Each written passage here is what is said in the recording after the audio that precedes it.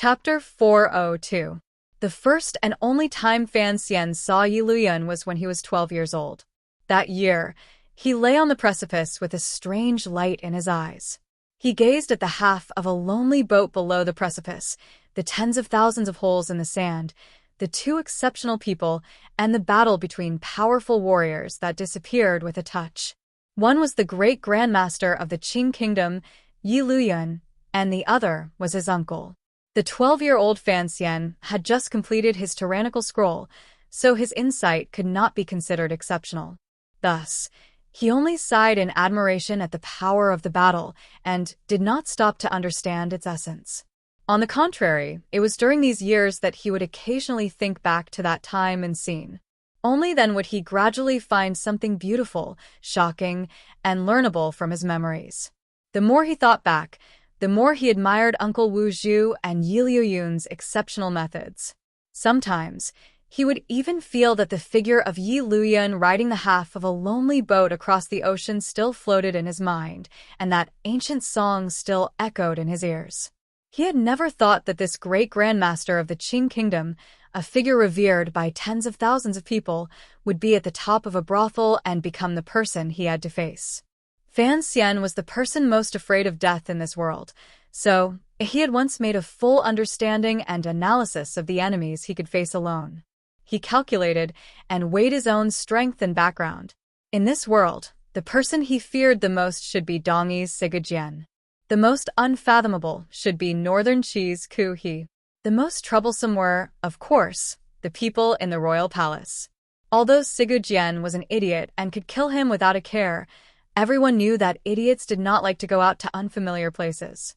The unfathomable ascetic master Ku He, who liked to eat human flesh, was finally beaten down to the mundane world after his beloved Uncle Wu Zhu personally acted.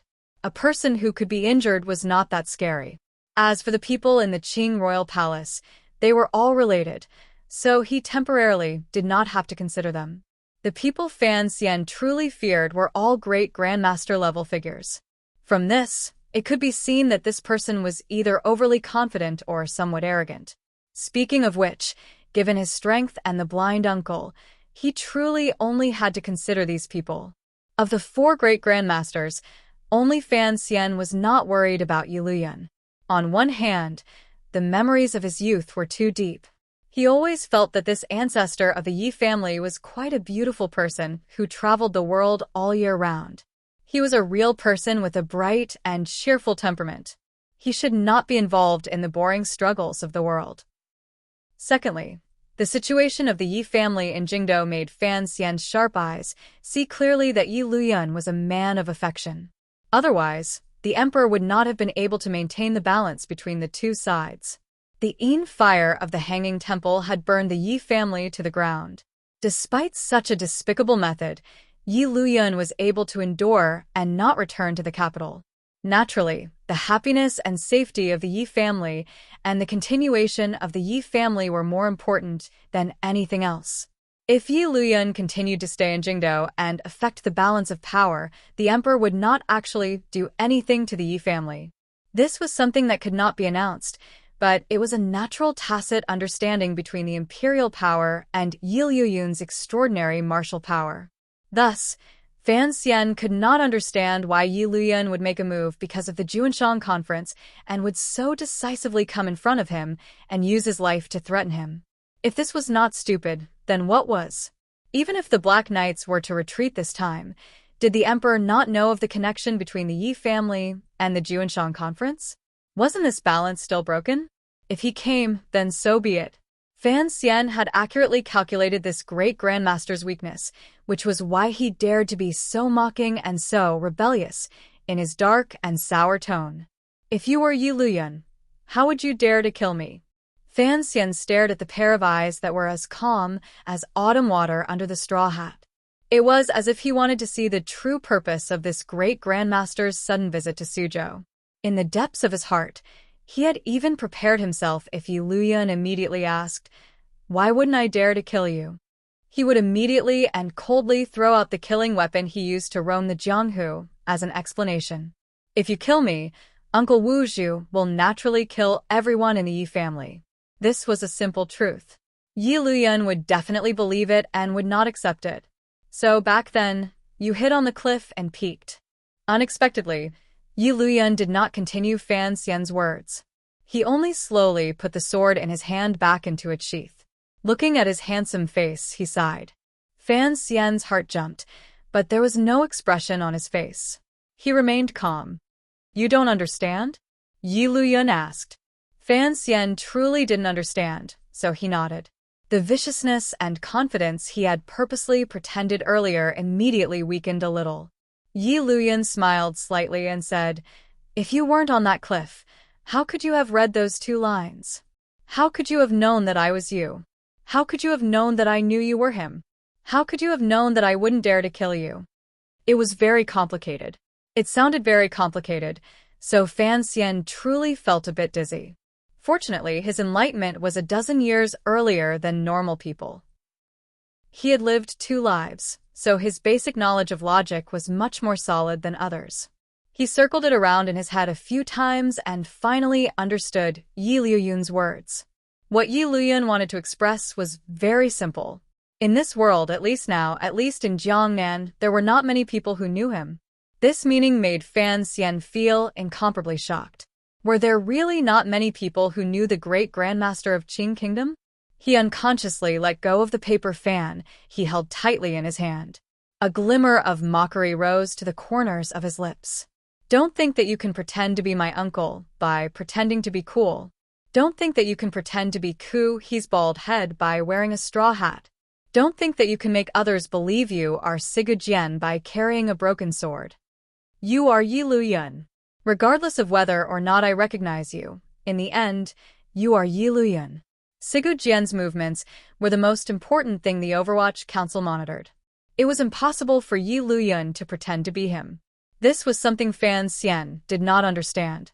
Did Yi Luyuan really want to shed all pretense of cordiality with the Emperor by doing this? He mockingly said, Although Sigu Jian is indeed a bit of an idiot and has been made the scapegoat countless times by the Qing Kingdom, your act is not very particular. Who I am is not important. Yi Luyuan looked at Fan Xian coldly. I am only here to remind you that too many people have died in Jiangnan when you went down there. Fan Xian narrowed his eyes and looked at one of the 4 most powerful people in the world without shrinking back. Slowly, he said, What goal in this world can be reached without people dying? What goal do you want to reach? I am an official. My responsibility is to protect the Emperor's interests and not let them be harmed in the slightest. A strange light flashed through Fan Xian's eyes. He smiled slightly and said, Other than this, I have no other thoughts. Even if you die? No, I won't die. Yi Luyuan fell silent. A moment later, he said, Your mother didn't seem to be this kind of person back then. Fan Xian was not surprised that the man would mention his mother, but his face was as cold as frost. Don't use my mother to pressure me, he said coldly. And speaking of killing, I'm sure you remember that my mother was no worse than me. I am talking about innate talent and nature. Yi Luyuan's voice suddenly sank. How can a person who likes to kill hold great power? The atmosphere in the building, which had slightly eased because of the reminiscing of the past, immediately became icy cold and tense again. When you were in Jingdo, there were those pitiful people who put in so much effort to worry about you. I won't talk about that for now. Yi Luyuan sat straight by the table. His entire person was as stubborn and unyielding as the pine tree on Dong Mountain. You went to Jiangnan. Many things happened in Jiangnan. How many people died because of your skillful hands? Fan Xian narrowed his eyes. He was incomparably angry. Lowering his voice, he said, Could it be that if I didn't go to Jiangnan, the people in Jiangnan wouldn't have died? The bastards in the palace treasury would no longer be bastards, and the rotten rats in the Ming family would become rats? He smiled disdainfully and said, Old man, earlier you said not to use my mother's name to pressure me. Now I will add another sentence.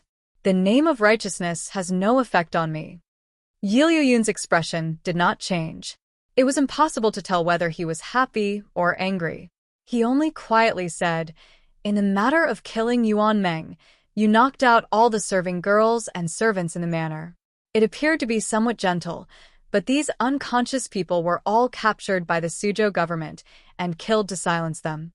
He looked gently into Fan Xian's eyes and continued, "When you left, you should have guessed that under the pressure of the Overwatch Council, those innocent people could only die. If you don't kill the innocent will die because of you. I only need to bear the responsibility I should bear." Fan Xian used the shameless words of a coach from his previous life lightly to reply, but a great shock surged in his heart. Of course, it was not because those innocent people had died because of him, although this made his heart dim slightly. This great shock came from Yi Liuyun's words. His words seemed to faintly reveal that he clearly knew the details of him entering the manor to kill people. Fan Xian stared into Yi Liuyun's eyes. He didn't know just how much this great grandmaster knew. If he knew that he had already learned the Siga sword, then it would be terrible. This was one of Fan Xian's secrets. Once the emperor in Jingdo found out, the entire Overwatch Council would be trampled to the ground because of the shadow and hanging temple matter. The other party could completely use this to threaten him. Looking at Yi Liuyun's expression, it seemed that he did not know the details. But why did Yi Liuyun not mention anything else but the unimportant Yuan Meng? A harsh light flashed through Fan Xian's eyes. He immediately recovered his calm and gave up on the thought of silencing him. Today's situation was different from the past. In the past, he was the knife and the people were the meat. Today, he was the one struggling for his life on the chopping block. Wanting to kill the man in the bamboo hat in front of him while Uncle Wu Zhu was recovering from his injuries was an impossible task. Thus, Fan Xian slammed the table and roared, "To accomplish great things, one must not bother with trifles.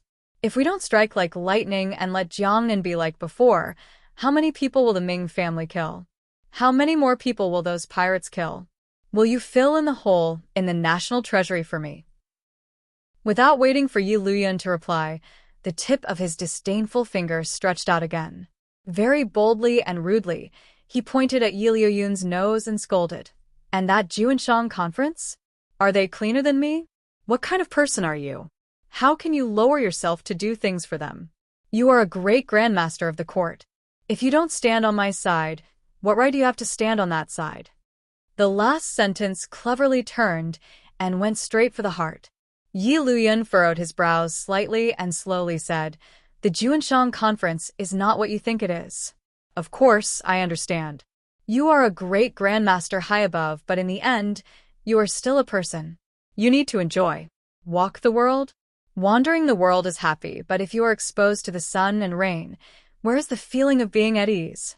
Every time you go to a province or a land, if there is someone who responds, serves, and worships you naturally, you are happy. To be able to use the entire world to worship you, other than that Juanshang conference, who else can do it?"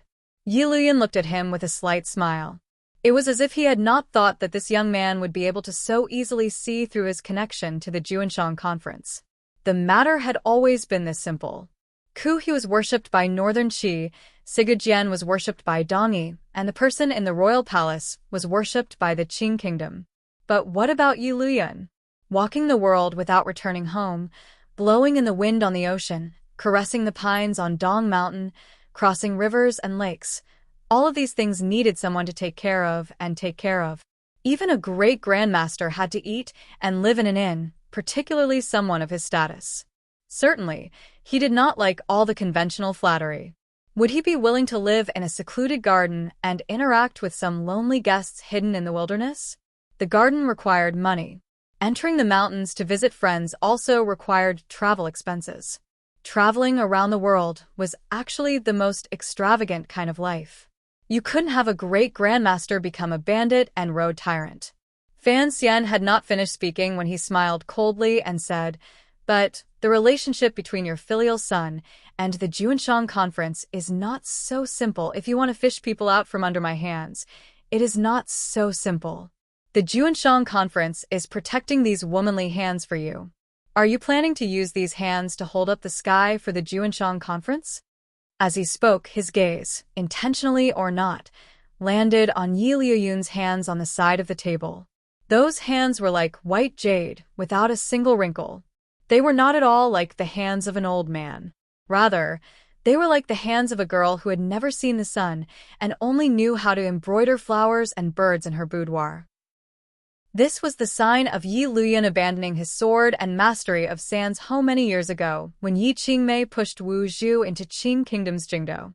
After the first battle between Wu Zhu and Yi Luyan, it had not changed at all in all these years.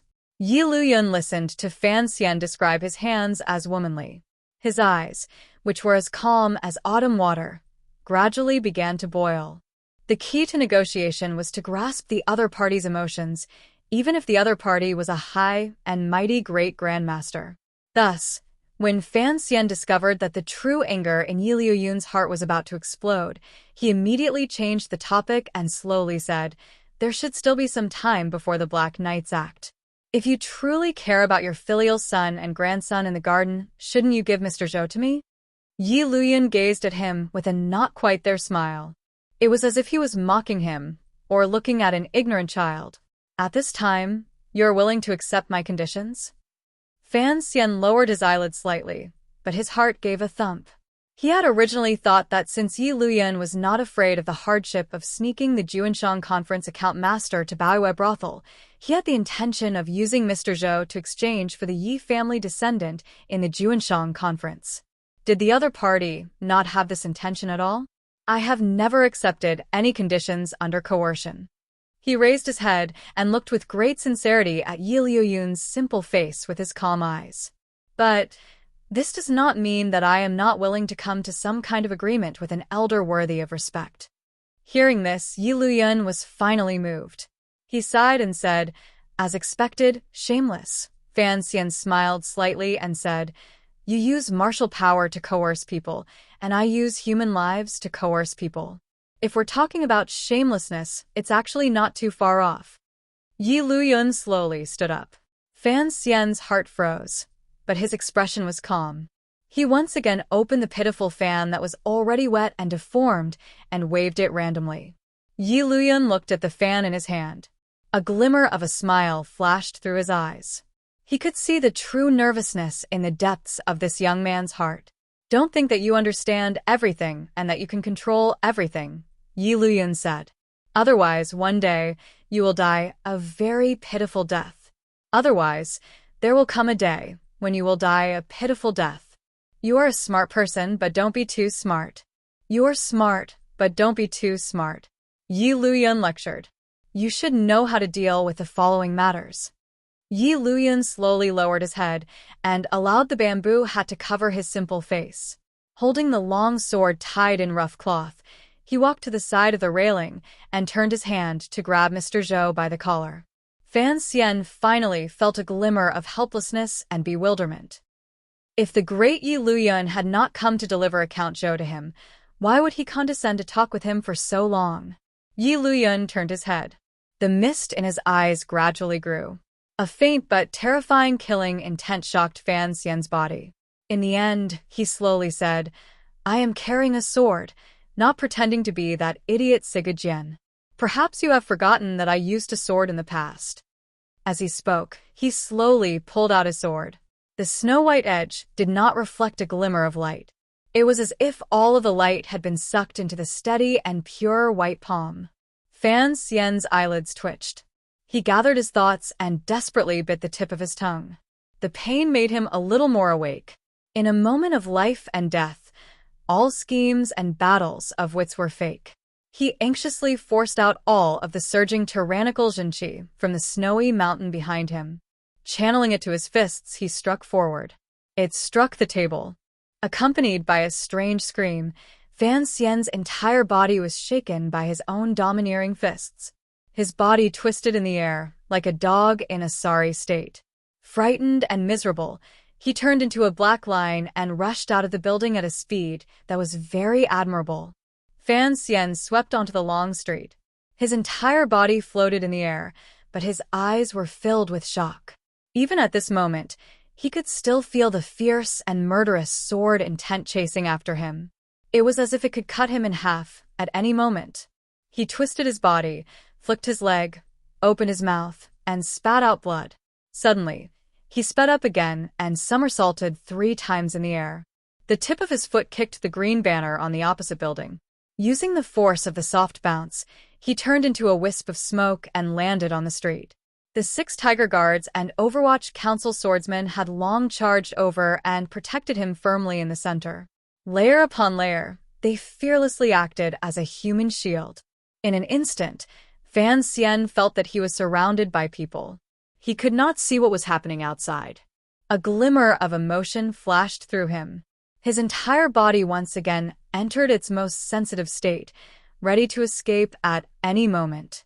However, there was a strange silence on Chong Street. Fan Xian did not move rashly. He hid behind the guards.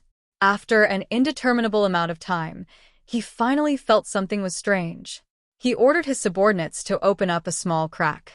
Yi Luyun was no longer in Baiyue brothel. Following the crack that his nervous subordinates revealed, Fan Xian looked at the end of Suzhou's Chong Street. A cloth-clothed man wearing a straw hat was carrying a person and slowly walking toward the city gate. Although he was walking slowly, it seemed that each step of the other person covered dozens of feet as he gradually moved farther away. Fan Xian swallowed and moistened his burning throat. With a face full of confusion, he wormed his way out of the crowd and stood on Chong Street, staring in a daze at Yi Luyun's back in the distance. Gouda had already come down from the opposite building. Seeing the commissioner safe and sound, he was overjoyed. In a trembling voice, he asked, "Sir, are you all right?" Fan Xian hid his slightly trembling hands behind his back and forced himself to be calm. What could be wrong? As he spoke, he watched Yi Luyun's back disappear into the city gate. At this moment, no one noticed that other than the opening Gouda had made, there were gradually new changes on the top floor of Baiyue brothel. Beside the table that Fan Xian's fists had shattered, a hole suddenly appeared in the thick layer of red paint that was about half the height of a person on the thick pillar. The fan that Fan Xian had thrown down when he fled had disappeared. The hole in the paint split open even more like a wretched wound. The skin was flipping outwards, revealing the wood inside. However, the solid wood inside also slowly split open. The crack was so deep that the bottom couldn't be seen. It seemed to have already pierced through this thick pillar. It was not just this pillar. All of the wooden pillars, railings, carriage walls, decorations, and flower tables on the top floor of Baiyue brothel began to show cracks along the height of a person. The cracks gradually spread, gradually stretched, and gradually connected into one. It was as if an ink line had been drawn along that area in an instant by the work of the uncanny. However, this line was not drawn with ink. It was drawn with a sword. With a crisp crack, the first to fall was the flower pot rack placed in the corner of the top floor of Baiyue brothel. The flower pot landed on the floor and shattered into pieces. Then there was a loud crash. The long street had long been cleared. There was only Fan Xian and the dozens of trusted subordinates surrounding him. Hearing the sound, these people unconsciously raised their heads to look to the upper right. Everyone, including Fan Xian, was dumbstruck. Everyone's eyes were filled with shock and terror. Everyone's mouths were wide open, revealing teeth that were either perfectly white, full of tea stains, or missing a few teeth. They did not react at all when the dust and gravel that gradually filled the air blew into their mouths. Baiyue brothel had collapsed. More accurately, it should be the top floor of Baiyue brothel had collapsed. More accurately, half of the top floor of Baiyue brothel, at this moment, was neatly and tidily collapsing according to a perfect design, sending dust flying into the air. The dust gradually settled. Everyone could see clearly that it was as if the top floor of Baiyue brothel had been split open from the middle by a heavenly sword. The top had completely caved in, leaving only half of the neatly arranged wooden boards and decorations. The break was very neat and smooth. It truly was as if a large sword had split it open from the middle. Of course, at this moment, everyone knew that this had indeed been split open by a person using a sword. The feeling they had at the beginning resurfaced in everyone's hearts. This person was not a person. Fan Xian was the first person on the long street to close his mouth. He looked at the city gate that had long disappeared without a trace of people. He then turned his head to glance at his own half-broken building. He couldn't resist slapping his face heavily to convince himself that this was truly what had happened. When the people of the Overwatch Council and Tiger Guards came back to their senses, the gaze they turned to Fan Xian was somewhat strange. It was filled with shock and lingering fear, as well as confusion.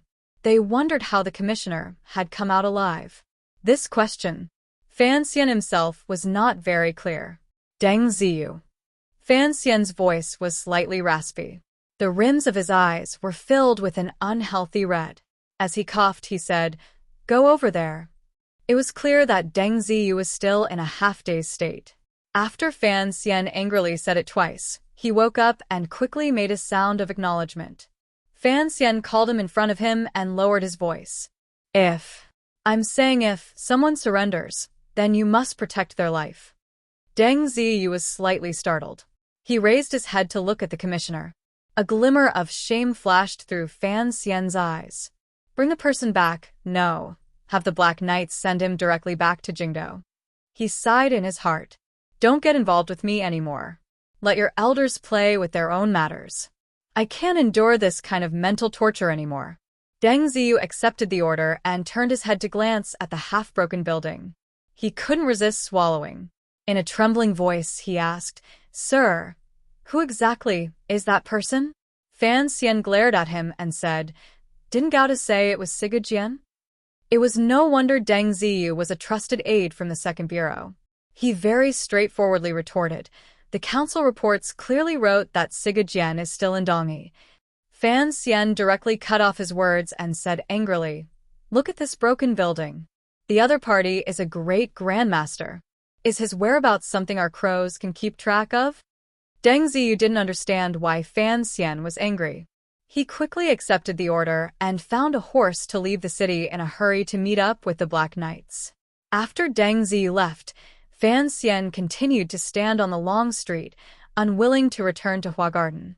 His subordinates and the Tiger Guards could not persuade him, so they could only stand with him. Fan Xian couldn't resist glancing at his half-broken building again. He wanted to say something, but he restrained himself. Before long, a fast horse from the Overwatch Council returned. Report already out of the city gate. Another number of hours passed. Report already past the evening pavilion. Finally, another rider arrived in a panic. Report already past the 7-li slope. The 7-li slope was more than 7 li from Suzhou. It was already on the official road back to Jingdo. It was a full 20 li. Although no one dared to believe that the man in the bamboo hat was able to travel 20 li in such a short time, once they thought of his identity, they somewhat understood. After confirming that the extraordinary warrior who had cut a building in half had left Suzhou, everyone let out a breath. Tiger Guard Gauda wiped away the cold sweat on his forehead and moved closer to Fan Xian's side. In a quiet voice, he said, "Sir, should we arrange for someone to stop him?" "Who can stop him?" Gauda thought for a moment and realized that he had indeed said something stupid. He quickly said, "We have to quickly write a secret report and send it to Jingdo." Fan Xian furrowed his brows and said, "I'm afraid there won't be enough time, but it has to be written." Deng Diwen. He called over another member of the Chinian unit. He was the original swordsman of the 6th Bureau responsible for protecting Xia Qifei a few days ago. When Deng Ziyu was not by his side, he was the one Fan Xian trusted the most. Fan Xian did not avoid Gauda and straightforwardly said in a cold voice, "Go notify the governor's yamen.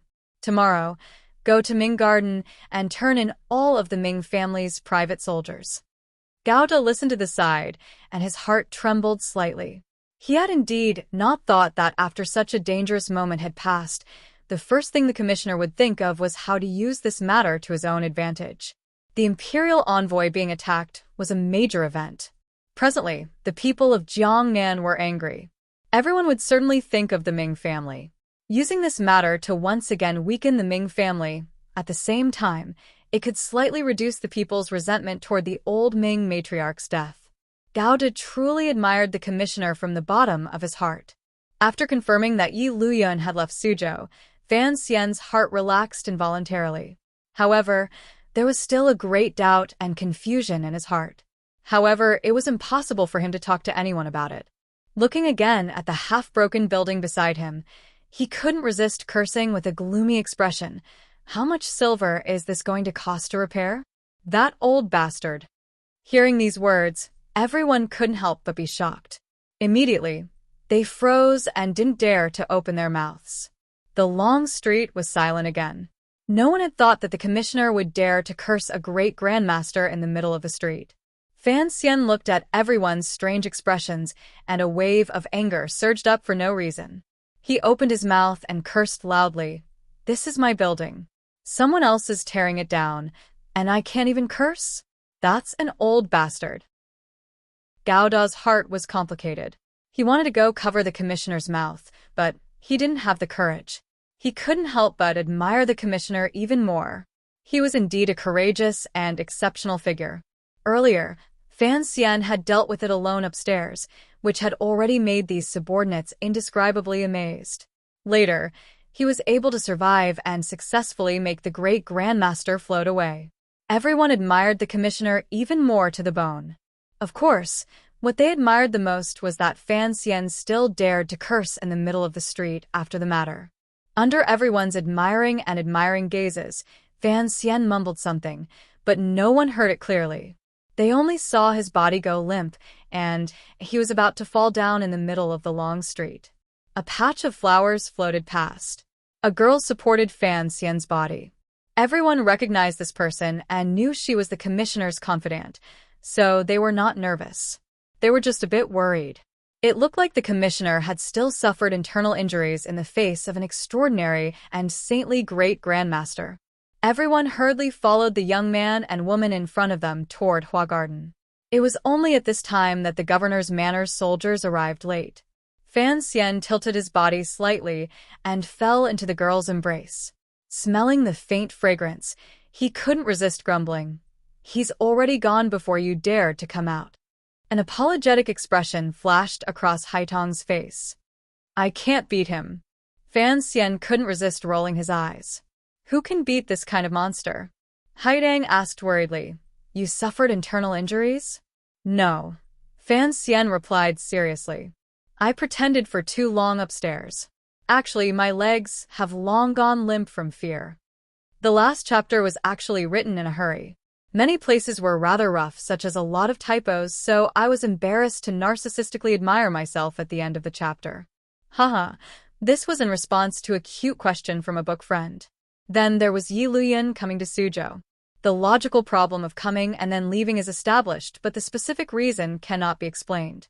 The inside story is detailed in the next volume, Pleasure Before the Palace. P.S. The south was cold, and the whole family caught a cold. One brother's parents went south for the new year and ended up stuck on the Hunan Railway. Another brother wanted to go north for the new year, but the train stopped running, so he could only be alone. What is this? Fortunately, there is a sky full of white snow to edify. I wish everyone good health. Photoshop again. Occasionally, I think of something. Now that the story is good, why is there less strangeness in the words? I want to find the part that makes me feel good. Photoshop again. Today, the word count seems to have increased. Originally, there were only 8,900 words. Photoshop now it's over 9,000 words. Tomorrow, I'll write a chapter to make up for it.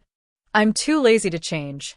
To be continued. If you want to know what happens next, please log on to www.cmfu.com. More chapters. Support the author. Support original reading. Chapter 403.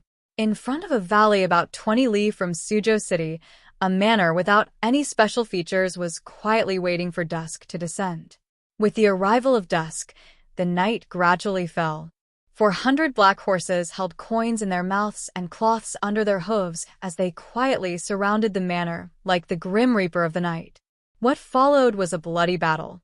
The black knights outside the garden shot fire arrows into the garden, and the people inside were lighting their own fires. Smoke signals rose, lives were lost, and the garden was destroyed. The Black Knights were the 5th Bureau of the Overwatch Council. It was the most powerful department, but there was no one in the yamen. They always waited outside Jingdo for Qin Pingping's transfer. It was not until later that the Overwatch Council gained a young commissioner that the Black Knights split into two. 1,000 followed Fan Xian. From this, one could see how much Chen Pingping valued Fan Xian. Last year, when Fan Xian went on a diplomatic mission to northern Qi, the Black Knights had escorted him all the way to the border. Furthermore, at Wudu, they had successfully annihilated the army that Shang Shanhu had sent to rescue Xiao En. The Black Knights who had been on standby in Zhonghe finally had a place to use their skills today. However, the deputy commander of the Black Knights who was riding at the foot of the mountain did not have any excited expression. To them, this was just a simple task. The commander of these 400 Black Knights was the deputy commander of the 5th Bureau, surnamed Jing Wuming. Jiang Jing sat steadily on his horse and looked at the raging fire in the garden. His right hand slowly pressed against his face and took off the black mask that covered his face, revealing a pale face and a pair of cold and emotionless eyes under the mask. The mission the commissioner had given them had been completed. However, they had not expected that this unremarkable garden would have such a powerful martial force that even the Black Knights had suffered some damage. The most terrifying thing was that everyone in the garden seemed to know that they had only one path to death. They fought with all their might. Not a single person surrendered. Jiang Jing did not know who was in the garden. He was only carrying out the commissioner's orders. Furthermore, the people in the garden had set fire themselves. Some evidence that could not see the light of day had probably long been destroyed. He grabbed the rope, and the horse's hooves clattered as it slowly approached the burning garden. The cavalrymen under him were treating the wounded and cleaning up the scene. His eyes were filled with killing intent as he watched all of this. Suddenly, his eyelids twitched. The 5 riders burst out of the fire, flickering with black flames, as if they were the ghost death cavalry of the netherworld. Other than the knights in black armor, there were also a few people who were tied up like rice dumplings. Jing Jing pressed his right hand on his face again and put on the black mask again before the 5 riders arrived. His thin lips slightly opened, and a cold voice rang out. He was a little surprised and a little surprised. Alive? The 5 riders rode to his side and reported, "These 5 people are hiding in the well and have surrendered." Even though Jiang Jing was cold, there was an additional unexpected joy in his heart. The corners of his lips twitched and revealed a cold smile. The commissioner should be happy. With this garden's desperate resistance and the plan to burn indiscriminately, it was indeed not easy to capture them alive. Jiang Jing looked at the 5 captives tied up on the horse and felt a little strange in his heart. Back to Suzhou. The surface of the black mask reflected the golden flames. It looked extraordinarily colorful and had a chilling aura. Under the mask, Jiang Jing coldly gave the order.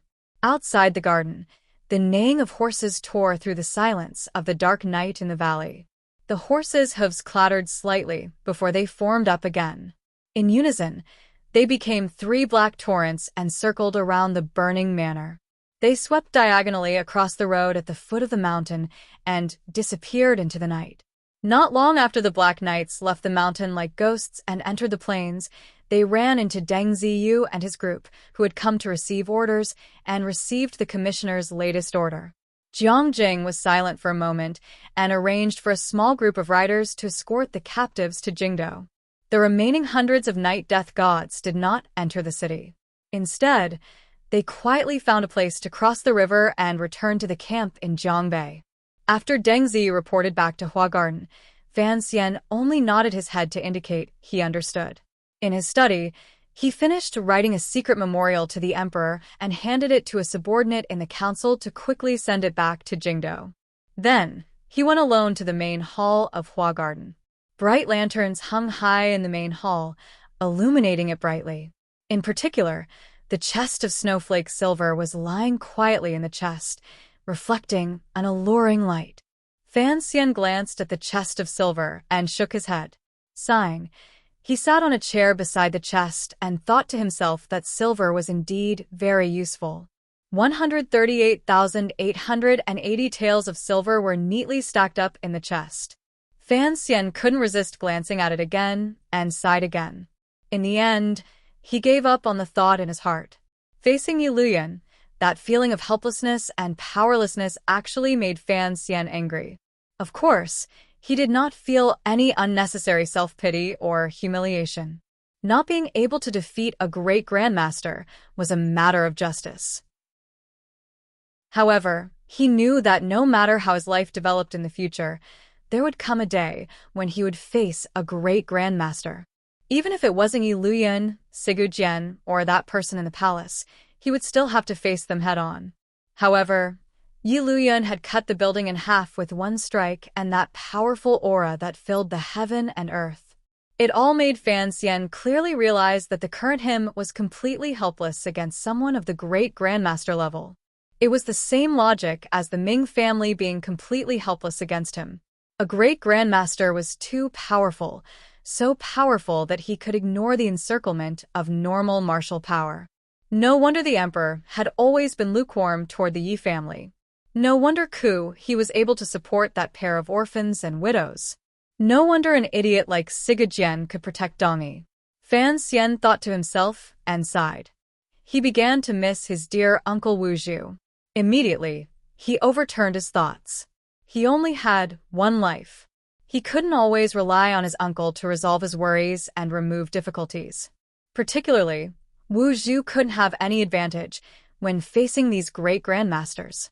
From the depths of his heart, Fan Xian didn't want Uncle Wu Zhu to take risks. Then, how could he kill a great grandmaster? Under the company of a chest of silver and a hall full of lights, Fan Xian sank into deep thought. In an instant, he had already simulated many scenarios and themes in his mind. What kind of place of certain death and certain killing opportunity would he have to create in order to kill a great grandmaster on the spot? His palm unconsciously patted the chest. Suddenly, he stood up and yelled in a loud voice, "Meeting! Meeting!" As he yelled, he walked toward the back of the hall. The commissioner had called for meeting, so no one dared to slight it. The upper-level officials the Overwatch Council had placed in Hua Garden, all of the members of the Qinian unit, and the 7 Tiger Guards all gathered in the conference hall. Fan Xian's butt had just landed on the chair when he couldn't resist laughing and scolding, help Serlin back to play. He glared at the third prince, who had come to watch the spectacle, and a Bao, who had run in at some point, and had the serving girls help these two back. Glancing at the number of people present, he shook his head and said, "Invite Shi Chanli and Sangwen over as well." The subordinate accepted the order and left. In a moment, Shi Chanli and Sangwen also arrived in the hall. Shi Chanli often helped his teacher handle some affairs, so he was not unfamiliar with this kind of meeting situation. On the contrary, Sangwen's gentle face was filled with hesitation and shock. She thought the imperial envoy was discussing the important matters of court. What was she, a singer, doing here? The theme of today's meeting is very simple. Everyone open your minds. If you have any strange ideas, be bold and say them. Fan Xian rubbed his temples and said with a headache, "I really can't think of anything by myself." Tiger Guard Gouda glanced at him and saw the commissioner's worry, but he didn't know what he was worried about. In a low voice, he said, "Sir, please give your orders." Brainstorm, brainstorm, brainstorm. Fan Xian forced a smile and said, "Everyone come and help come up with ideas." Everyone looked at him curiously, not knowing what ideas he wanted them to come up with. Fan Xian said very seriously, "What do you think it takes to kill a great grandmaster?" The discussion hall immediately became silent. All the subordinates looked at each other. Sangwen was so shocked that she pressed her slightly wide lips together into a small cherry mouth. Shi Chanli had a strong urge to turn and leave. What was this discussion about? How could one kill a great grandmaster? If someone could actually think of a way, then the first thing the Qing Kingdom and Northern Qi would do was to send people to kill Sigu Jian according to the law. Then, the two countries would first divide the wealth of Dongyi with the noble women of the vassal states. Of all the people in the hall, Deng Zi's position was higher, and he was closer to Fan Xian. Looking at his expression and the strange expressions of his colleagues, he carefully said, "Sir, were you injured by the sword, Qi?" Fan Xian immediately cursed angrily. "I didn't injure my brain." He didn't care how shocked his subordinates were. In any case, He forced everyone to come up with ideas. For a moment, the people in the discussion hall were forced into a corner. They could only pick some absurd ideas to come up with. As they came up with ideas, everyone felt uneasy. A great grandmaster was revered by tens of thousands of people. He was a godlike figure. Yet, they had to follow the commissioner's orders and think of how to harm him. However, the Overwatch Council was, in the end, a sinister yamen flowing with black water. After saying a few words, everyone let go of their courage and felt a strange sense of pleasure, meeting to discuss how to kill a great grandmaster. Even if they couldn't kill him, just thinking about it was exciting enough. Someone opened the discussion by saying that they could not defeat a great grandmaster. If they wanted to defeat him, first of all, they had to weaken his power and increase their own. They suggested using poison.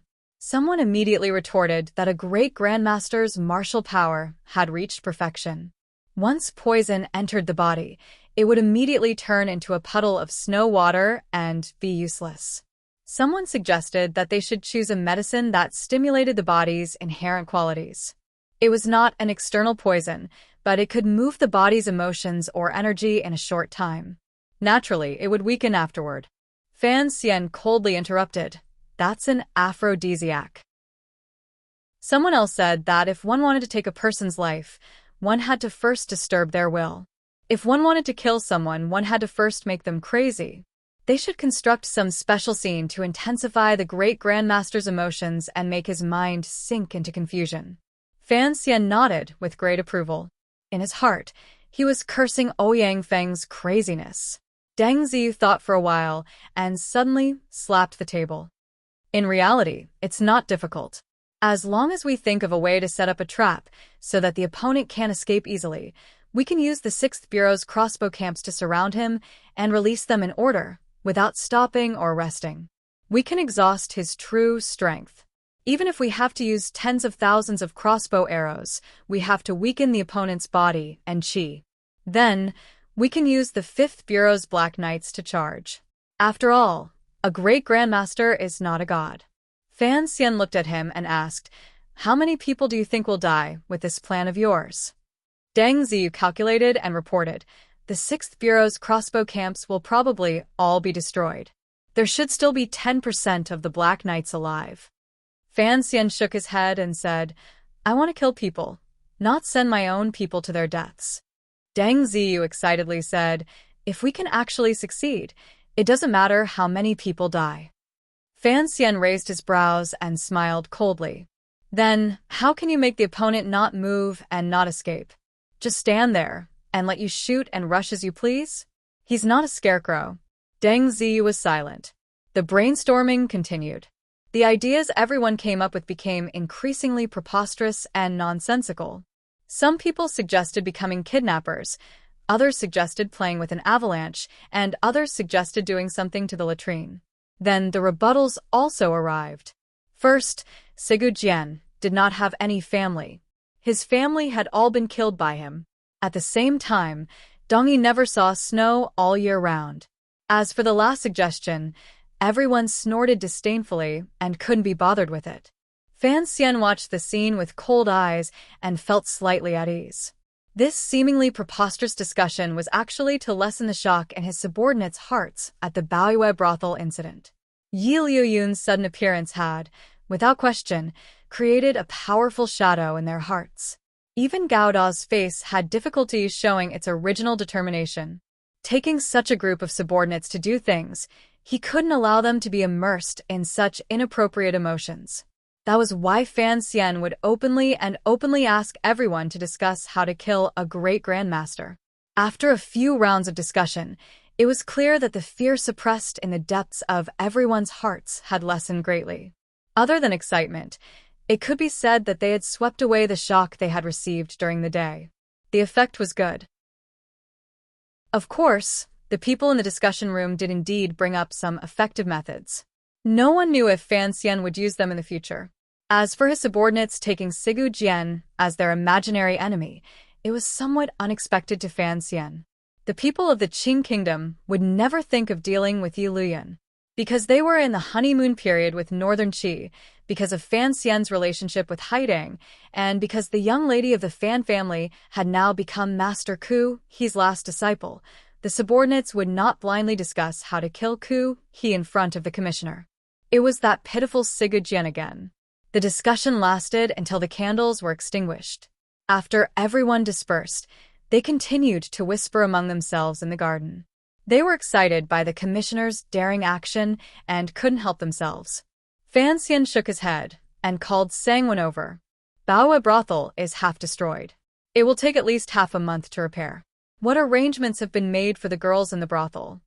When they first went to evacuate the neighborhood, the guests in Bao'e brothel had all left. The girls had also been evacuated to a safe area.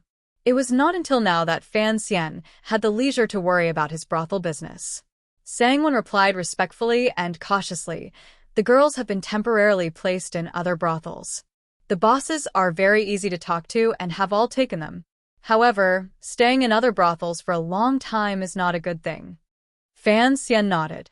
In all of Suzhou, there was no one who didn't look at his face.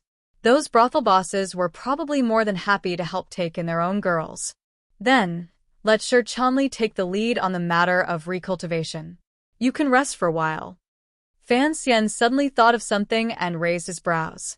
A glimmer of ruthlessness appeared on his handsome face. Put away all of the detailed bills. When I return to the capital next year, I will find someone to collect on them. Sangwon made a sound of acknowledgement. Fan Xian asked, "You don't have to live outside. Hua Garden is big. Spend a few days with Cici and help look after my brother-in-law." Sangwon smiled innocently and covered her mouth, not saying anything. "What is it?" Miss Haidang also said the same thing, Sangwon said with a light laugh. "Those two girls have also been brought to the garden." Fan Xian was startled. Only now did he understand that she was talking about the two leading ladies of Bao'e brothel, Liang Diandian and Ma Suasua. He couldn't help but be surprised at Haitong's meticulousness. Liang Diandian had not officially opened her cards, so it was indeed not appropriate for her to live in another brothel. As for Ma Su, that was the great prince's mistress. He had to take good care of her. To be continued. If you want to know what happened next, please log on to www.cmfu.com. More chapters. Support the author. Support original reading. Chapter 404. Taking Sangwon with him into the back garden, Fan Xian raised his head to take a look. He saw the birds and swallows in the garden, green and red everywhere in harmony. It was the height of spring, and approaching the height of summer. There was a cool breeze, and a crescent moon hung in the sky. There were lanterns hanging under the fake mountains and green trees. The moonlight and lantern light blended together and added a sense of haziness. In this hazy light, a dozen girls were chattering away. The girls with clear and gentle features were not wearing much clothing. They were either standing under the trees or lying on the couches. Their postures were all different. Occasionally, a bright light seeped through the muslin. The faint fragrance from their bodies wafted directly into his nose. Fan Xian was startled. He couldn't help but have a certain illusion. Had he come to the silken cave? When had the Hua Garden become the Qin Garden? The girls chattered endlessly. For a moment, they did not notice Fan Xian, who was standing with his back to the light.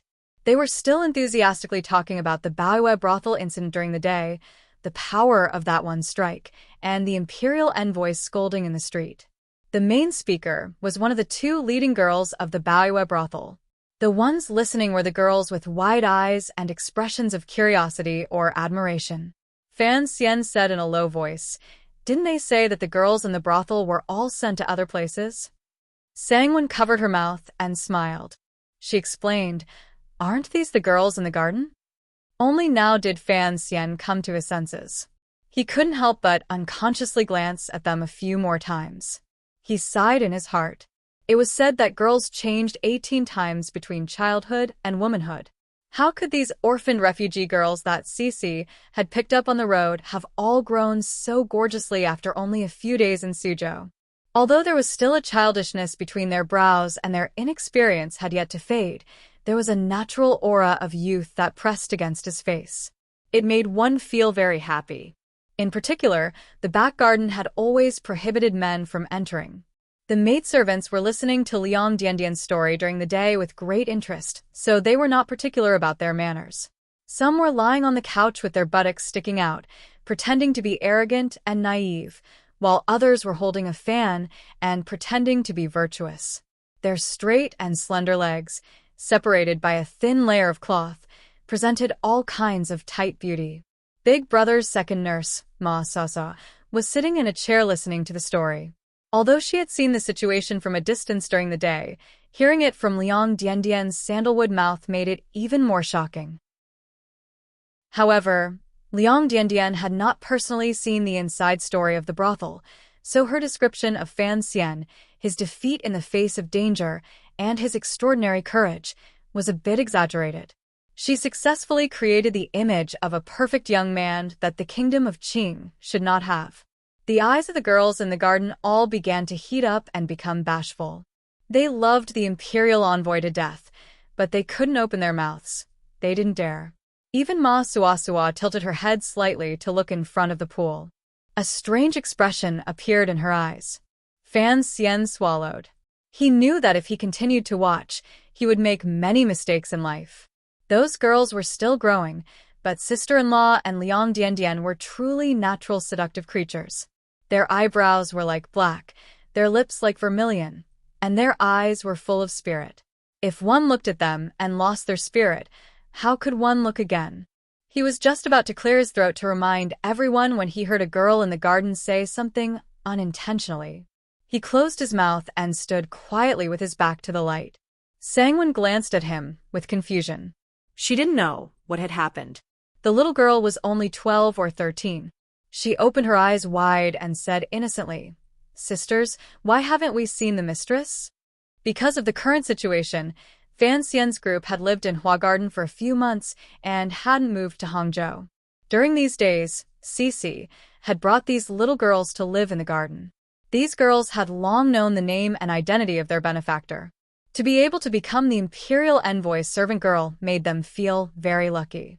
However, it had been so long, yet they hadn't seen the mistress. This made them feel a bit strange. Liang Diandian listened to these words and paused slightly. She didn't say anything. These little girls didn't know. She was from Jingdou, so she knew about the explosive marriage between Fan and Lin. The young lady of the Lin family was the illegitimate daughter of the eldest princess. This matter had gradually changed from a secret known only to the nobility of the court to a rumor circulating among the people. Although it had not been proven, not many people didn't believe it. Everyone under heaven knew that Sir Fan Jr. and Xinjiang had long become like fire and water.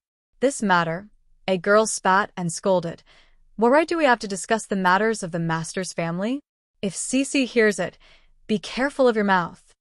The girl in front of her laughed foolishly and said, actually, or just wanted to see what kind of fairy-like appearance the mistress is worthy of the young master. In their hearts, Fan Xian was a top-notch figure. Naturally, they were curious about what kind of person Lin Wana was like. I hear this mistress is also a virtuous young lady from a noble family. Liang Diandian suddenly rolled her eyes and smiled sweetly. However, I hear her appearance isn't all that outstanding. I'm afraid she can't even compare to Cici. That's true. How many people can be worthy of the young master? I really don't know in the future, right? Isn't there a girl living in our garden? It's just that we haven't seen her often. What a big attitude.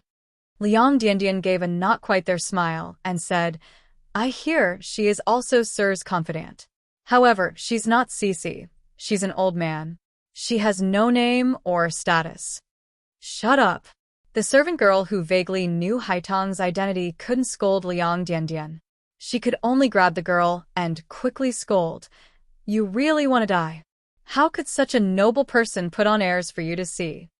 Fan Xian couldn't listen to it anymore. He coughed and walked into the light.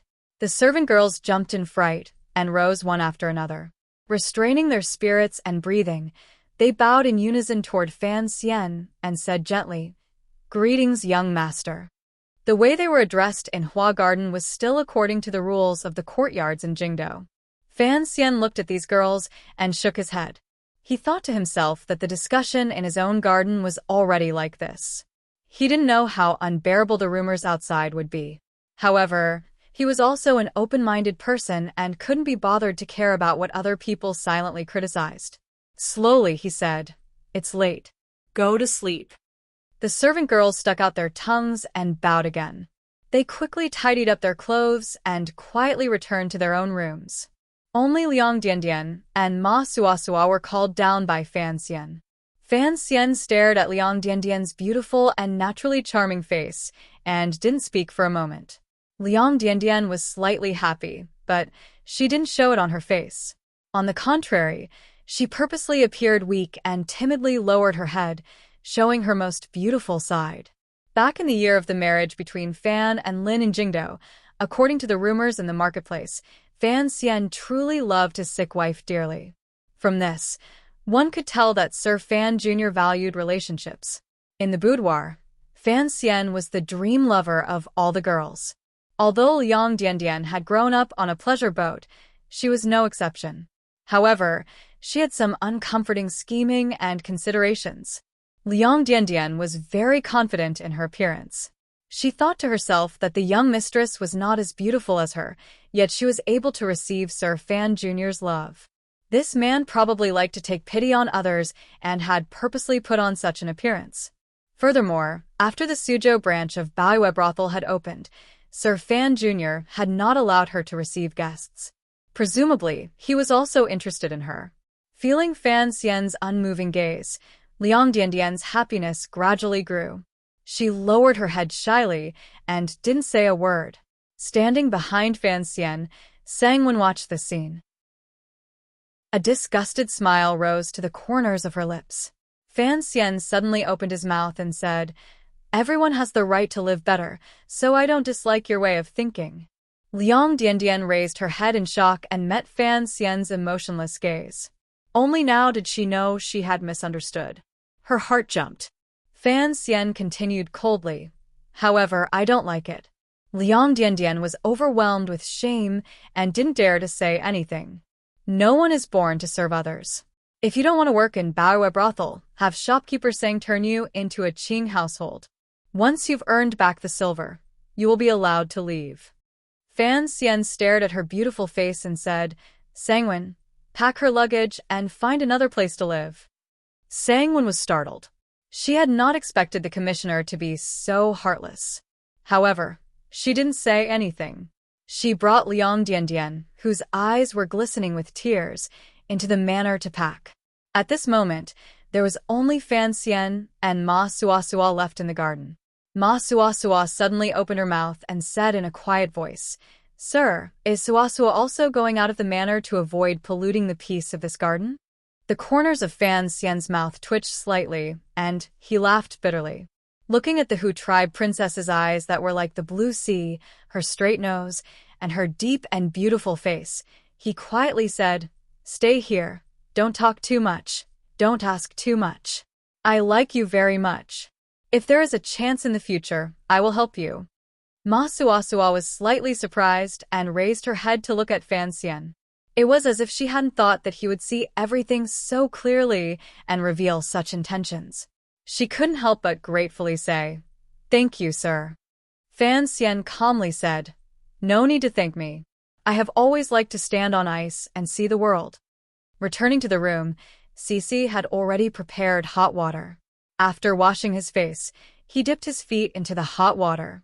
Fan Xian sighed with satisfaction and immediately closed his eyes. He began to follow the method Haidang had taught him, using small drops to repair the meridians that had been injured by Yi Liuyun's sword qi. Ever since he was young, his method of cultivation was different from that of others. The proper process of meditation was as easy as napping for him. After an indeterminable amount of time, his eyelids opened slightly and Jinqi circulated through his entire body. He found that he was already much more comfortable. He also found that the room was quiet and couldn't help feeling a little strange. Looking to the side, he found that Cici had already fallen asleep on the desk. It was probably because she had been worried for too long during the day and waited for too long at night that the girl was unbearably sleepy. Fan Xian smiled and didn't wake her up. He grabbed a towel and wiped the water off his feet. Gently, he walked behind her and placed his robe on her body, worried that she would catch a cold. He stood behind Cece for a while and looked at the strands of messy hair at the back of the girl's spotlessly white neck. He couldn't help but sigh. He thought of the time when he and Cece were copying books in Danzhou.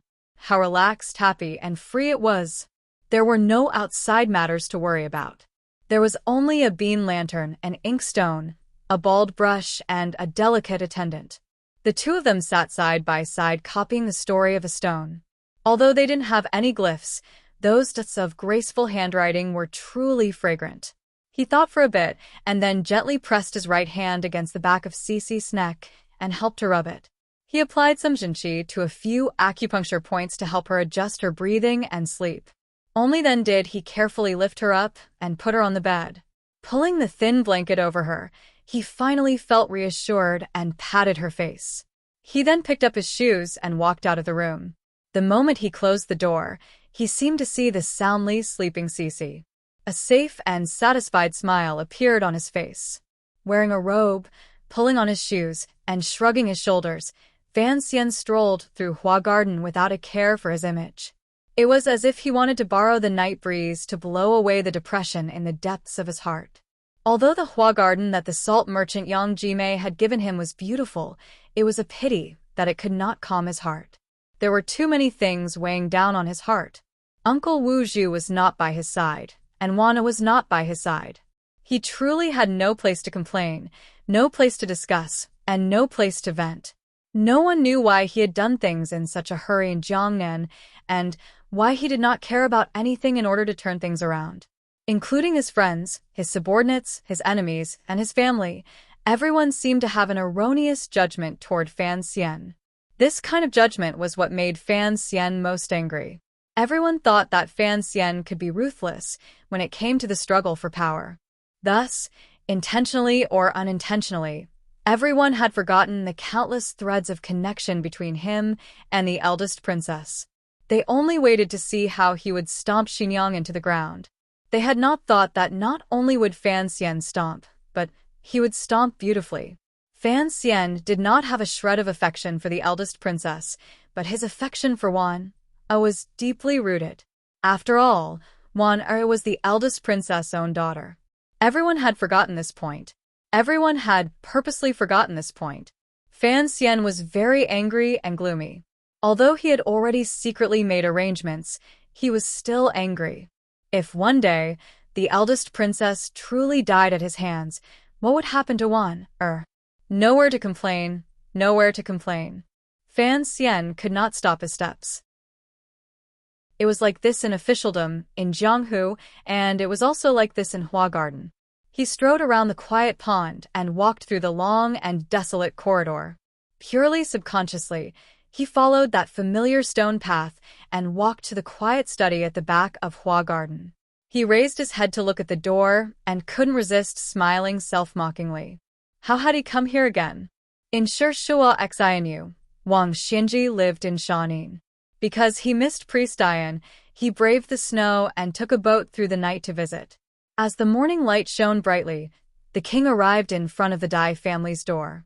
Without knocking, he turned and left. The servant put down the large chair. The king said, "I came in high spirits and left when my spirits are exhausted. Why should I see Dian?" Fan Xian did not have this kind of awkward scholarly bearing. He also did not like to play tacit. He was even more ashamed of teacher Su and Fan Xian's affectation. Since he had come, he knew that he was already used to coming to find her to discuss things when he faced true difficulties in his state of mind. He wanted to find a way, at least a way to calm his heart. Thus, he walked up the stone steps and gently pushed the door under the moon. The study was not bolted. During this half-year, she had lived there, quietly, alone in a secluded part of Hua Garden. Haidang had long woken up when he arrived at the door. She had already sat up on the bed. She wore a flowery robe and sat at the head of the bed, looking at him with a not-quite-there smile.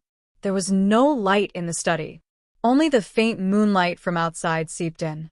Given their realms, they could clearly see everything in the room and the expression on each other's faces. The night was a bit cold.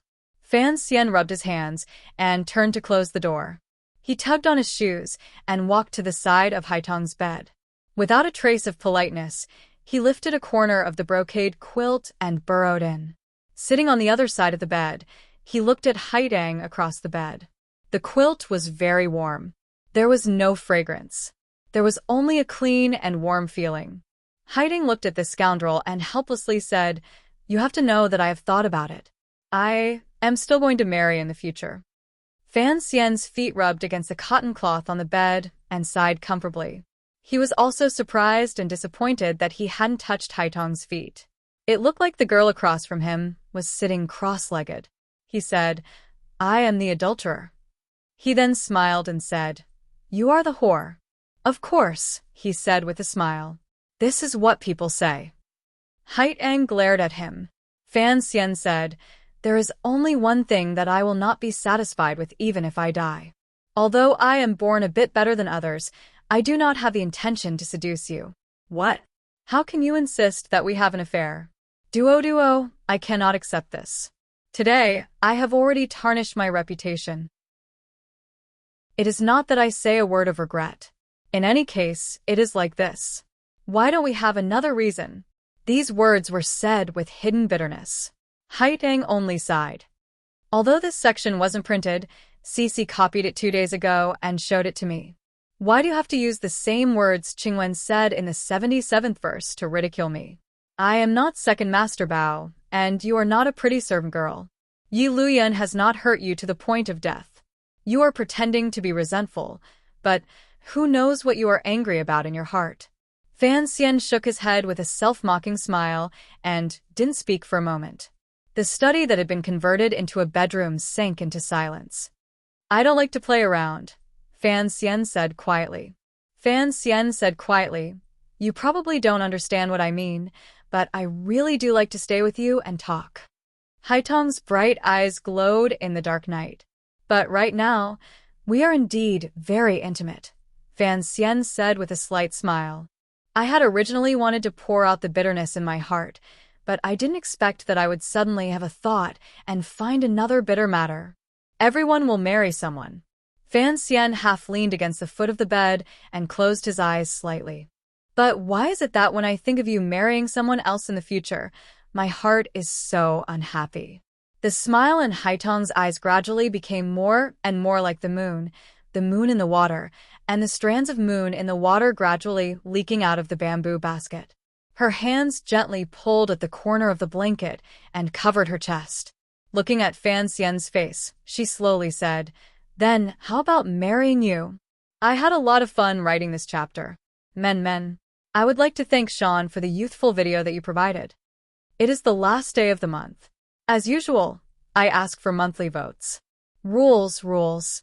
To be continued. If you want to know what happens next, please log on to www.cmfu.com. More chapters. Support the author. Support original reading. Chapter 405. Haitong's words made Fan Xian feel very good and powerful. At this moment, this young man and woman were sharing a large blanket. Under the moonlit night, they were quietly talking about such moving matters. It was inevitable that they would descend into a very violent and cliché ending. However, Fan Xian was not surprised. He did not crawl under the bed in fright or turn into a wolf and pounce. He only said sincerely, seriously, and straightforwardly, "Very good, let's discuss the wedding date." This sentence was in response to the, "How about marrying you?" Thus, it was Haitong's turn to be stunned. She felt as if she had spun a cocoon and was caught in it. She knew that she had once again underestimated the shamelessness and blackness under Fan Xian's gentle appearance. She chuckled and lowered her head. She was also muttering in her heart. Why did such a sentence pop up? During this year, she and Fan Xian had often interacted. The two of them had long developed a sense of closeness and tacit understanding that went beyond friendship through familiarity. It was close to family. Fan Xian looked at her expression and knew what she was thinking. Raising his brows, he smiled and said, "Your Empress Dowager. Your Emperor." Haidang raised her face and continued with a smile. "Your Baldy," Fan Xian continued with a serious expression. Haidang tilted her head slightly. "Your identity." "And your identity," Fan Xian said with a slight smile. These few sentences without a head or tail had already clearly laid out the obstacles and problems that lay between the two of them. When a man and a woman interacted, it was important to be of one heart. Although the two of them did not say sweet words of love, with the moonlight as proof, they could see through each other's thoughts. There were countless mediocre people in the world of mortals. It was rare to find a confidant who would easily pass it up and let it go. The problem was, the Qing Emperor certainly did not want Fan Xian to have such a powerful foreign aid from Northern Qi's Tianidao while he had such great power. Furthermore, the Northern Qi Empress Dowager had been urgently searching for a young and handsome man of equal status for Haiding this year. She could not let Haiding handle it herself. Fan Xian and Haitong's status in their respective countries meant that if the two of them broke out of their current situation and openly stood shoulder to shoulder, they would face unimaginable pressure. The Qing kingdom's side was easier to handle. Even if the Qing emperor did not like Fan Xian receiving foreign aid, given the emperor's powerful self-confidence, he would inevitably think of using Fan Xian's situation to further weaken Northern Qi's power. Fan Xian could use this reason to convince his father, who he was not very close to. In the eyes of the Qing people, Fan Xian marrying Haidang was a joyous matter that brought face to the Qing people. Who wouldn't want to take advantage of something? The resistance from Northern Qi must be great. Regardless of whether or not Northern Qi's self-proclaimed orthodox subjects could accept it, the pride of their country, Saintess Haidang, a Tianmai warrior, being married to the southern barbarians they despised deep down, including the Empress Dowager and Ku He, would all prevent this from happening.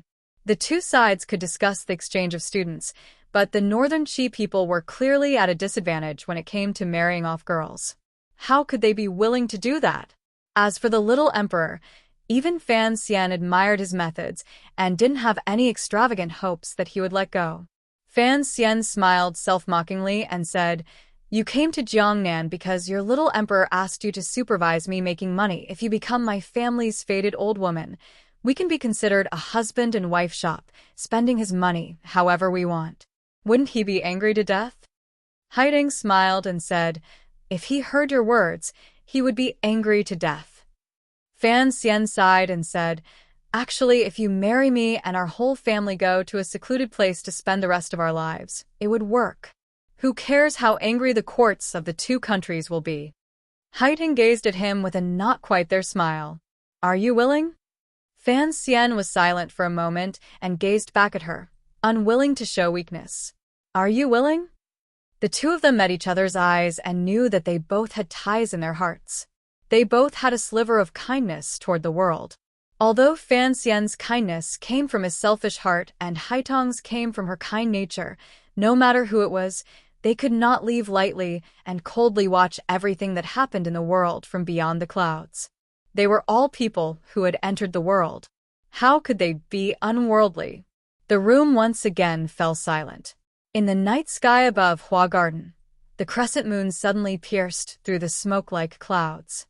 Its light increased slightly and reflected off the walls and ponds in the garden and into the room. It covered the large bed, the brocade quilt, and the two wonderful people with a layer of light. Haiding looked at him calmly and suddenly smiled slightly. "What is important is that you already have a wife." Fan Xian fell silent. He knew these words were not easy to respond to. He had been reborn into this world for almost 20 years, yet he had never heard of the custom of taking two wives. Although he had once talked to Uncle Wu Zhu about the three representatives and the three main purposes on the cliff, one of which was to marry many, many wives, when things came to a head, he found that to be a Dumas with all the beauties alone was, in reality, very difficult. What was important was that his standards were too high. He sighed shamelessly. There was no need to talk about Wanner. She was the most favored princess in the palace. In front of him, Haidang, who could no longer bear to let go, had an incomparably lofty position in northern Qi. Earlier, he had already laid out so many obstacles. What if he let Haidang enter as a concubine? Fan Xian shivered. Even he felt that this matter was somewhat ironic. Furthermore, he believed that the northern Qi people would certainly go crazy. Perhaps the two countries would go to war again. Are you cold? Haidang looked at him with a smile. Her hands pulled at the bedding and carefully covered her shoulders. Fan Xian smiled bitterly and sighed. My heart is cold. The night was indeed a bit cold. The large quilt was sleeping together, but it could not cover the two of them. Haidang pulled a little, and Fan Xian's upper body was empty outside. He shivered slightly and pulled it back. With a swish, Haidang was startled. She found that the quilt had been snatched away by him. She glared angrily at him and snatched it back. Fan Xian chuckled and didn't say anything. He snatched it back. The two of them played the childish game of snatching the quilt on the bed. Fortunately, neither of them used Jinqi. Otherwise, how could the quilt be condemned to death? It would have long become thousands of cotton wads dancing in the night wind, torn apart and perished. But how could the quilt be so lucky? It could actually be fought over by the two most famous and powerful people of the younger generation, not giving an inch of land. The quilt was not a jade seal. If these two people followed the original course of history, perhaps many years later, they would be standing in each other's countries and fighting for the world. But now that they had begun to fight for the quilt, the world should not fight anymore. Heaven bless the people of the world. It was rare for them to have such a wild quarrel. The two of them closed their mouths tightly and glared at each other. Haitong's legs, which had been crossed, also came down. She kicked with embarrassment and anger. Thus, the lecher Fan Xian seized the opportunity. Fan Xian let go, and the large quilt was immediately snatched away by Haidang. With a whoosh, the curtains were rolled up, burying Haitong's upper body in the soft bedding. The girl let out a surprised cry. A pair of legs wearing thin panties were exposed outside the quilt. Particularly the pair of bare feet. They were pure white and tempting. Fan Xian stretched out his hand and covered this pair of feet. Haitong's feet trembled slightly, but she did not struggle. Don't catch a cold, Fan Xian said righteously. He was actually very proud in his heart. His grab earlier had indeed reached his highest realm. It was as fast as lightning, as fast as a gust of wind. Once the sunflower came out, it faintly had some of the realm of the blind uncle hitting people with a bamboo stick. How could Haidang dodge it? Perhaps Haidang did not even want to dodge. The touch was not bad. Fan Xian held the girl's feet in his arms and narrowed his eyes proudly. For some reason, his mind thought of his previous life. When he was in high school, it snowed heavily and he held the female class monitor's feet in his arms like this. Oh, only when he was happy would he remember those things that were already so far away that they were almost blurry. Let go. Buried in the quilt, Haidang spoke in a humming voice. However, there was an additional glimmer of anger in her tone. Fan Xian hesitantly let go. It completely went against the perseverance a man should have at this time. Haidang flipped the quilt off and looked at him angrily. However, her face was slightly red, and her hair was messy. It looked very threatening. Fan Xian watched as she pulled her feet back into the quilt. He chuckled and didn't say anything. A slight blush appeared on Haitong's face. She glared at him and then turned toward the inside of the bed. Fan Xian quietly transformed into a black cat and crawled over. He lay next to her, but he lay very orderly. In a voice as thin as a mosquito's, he said, "It's cold. Give me a blanket." Haidang used a bee-like voice to buzz. "You don't have your own hands?" Although she said this, the girl still moved a little further in to give Fan Xian some space. At the same time, she left half of the quilt for him. Fan Xian lay down comfortably and sniffed hard. He found that he indeed didn't smell any body fragrance. There was only a peaceful, clean, and gentle feeling enveloping him. He opened a pair of bright eyes and looked at the ceiling of the tent in the dark night. The two of them lay on the same bed. Silence was awkwardness, and awkwardness was warmth. Earlier, Fan Xian had said he didn't play around with warmth, but in reality, he loved this feeling. He thought to himself, Duo has finally revealed her childish side today. It is very interesting, very interesting. He completely did not realize that his heart had a strange fetish. Haidang calmed down slightly. She carefully revealed her face and said, "You really don't want me to marry?" "Yes." Fan Xian put his hands behind his head and smiled slightly. "Even if you want to marry, you can't marry someone else. It can only be me." Haidang lost. "I came here today to pour out my troubles to you." Fan Xian glanced at the girl beside him and told her of his earlier worry in the garden. Haidang thought for a bit and then quietly said, "Isn't it inappropriate to tell me about the matter between you and your wife at this time?" Fan Xian was startled. Only then did he realize that he seemed to have been a bit of a bastard. He couldn't help but smile bitterly and say, "Fine, let's talk about Yi Luyan. I still don't understand why he would come to Suzhou and show himself." Once they got down to business, Haitong's childish side suddenly disappeared. She recovered her usual calm and stability. Turning around, she began to discuss and analyze with Fan Xian.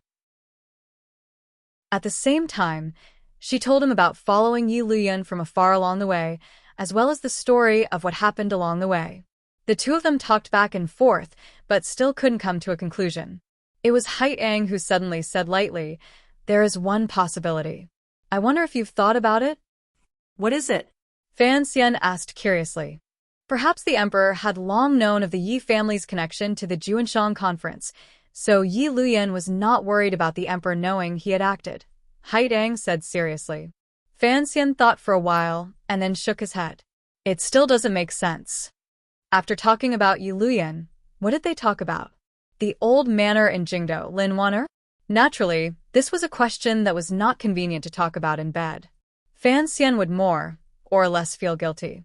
No matter how open Haitong's heart was, she was not an ignorant and senseless wooden person. Lying like this, their breaths intertwined, their body heat invaded, and their occasional contact, although it was not truly ecstatic, it still made the temperature in the blankets slowly rise. "Let's talk about the temple," Fan Xian said lightly, perhaps having made up his mind. A glimmer of gentleness and emotion flashed through Haitong's eyes. She smiled slightly and said, "By Westlake in Hangzhou, you said you only talked about worldly affairs." "The temple is my business," Fan Xian smiled and said. "In the future, it is also your business." For some reason, the warmth and trust in these words warmed Haidang. Even if she was the northern Qi Saint girl, able to enter and leave the palace without any hindrance, and had an outstanding status, where would she go to find a confidant, a true friend, someone who could treat her as an equal and treat her without any ill feelings? Woo? Haidang got up slightly and gestured in the air with her finger. One up, one down, one up, one down. She drew a few semicircles. Her brows were furrowed tightly. "Then what does the symbol on the temple mean?" Fan Xian had already described in detail what Shaoan had told her in the cave. Only, out of consideration for the girl's feelings, he hid the matter of Master Ku, he eating human flesh. Haidang listened quietly the entire time. When she recounted Shaoan's past in Northern Wei, a complicated emotion occasionally flashed through her eyes. In the end, she was puzzled by those symbols, so she opened her mouth to ask. "How would I know?" Fan Xian said with a headache. "It looks like one day I will have to go to the temple to take a look." Determination gradually appeared in Haitong's bright, limpid eyes. "I want to go." Fan Xian smiled. "I know how tempting this is for you, so you have to promise me you can't sneak off by yourself." He pointed at his head and said, "Shaoan's route back in the day was hidden here." "Who was the girl who ran out of the temple?" Haidang asked. In reality, she had already faintly guessed. Although the answer did not surprise her, it still made her sigh uncontrollably. "My mother." Fan Xian spoke very proudly. Thus, the conversation began to turn back to the Yi family. Occasionally, they would talk about the blind uncle's elegance. The more she listened to the details, the stronger the longing in Haitong's eyes became. Back then, what kind of era was that? The girl sighed. The 4 great grandmasters all appeared in that era. Other than that, there were your mother and the blind uncle, 2 dazzling figures. Fan Xian joked, "In a few days, you'll have to call me Granny." Haidang couldn't be bothered to pay attention to him. She sighed to herself. Coming out of the temple, could it be? Her eyes lit up. "Miss, you should be a tea on my being?" "What is a tea on my being?" Fan Xian laughed coldly. Naturally, he wouldn't tell her the wondrous story of transmigration. "Everyone under heaven says you are a tea on my being. What do you think?"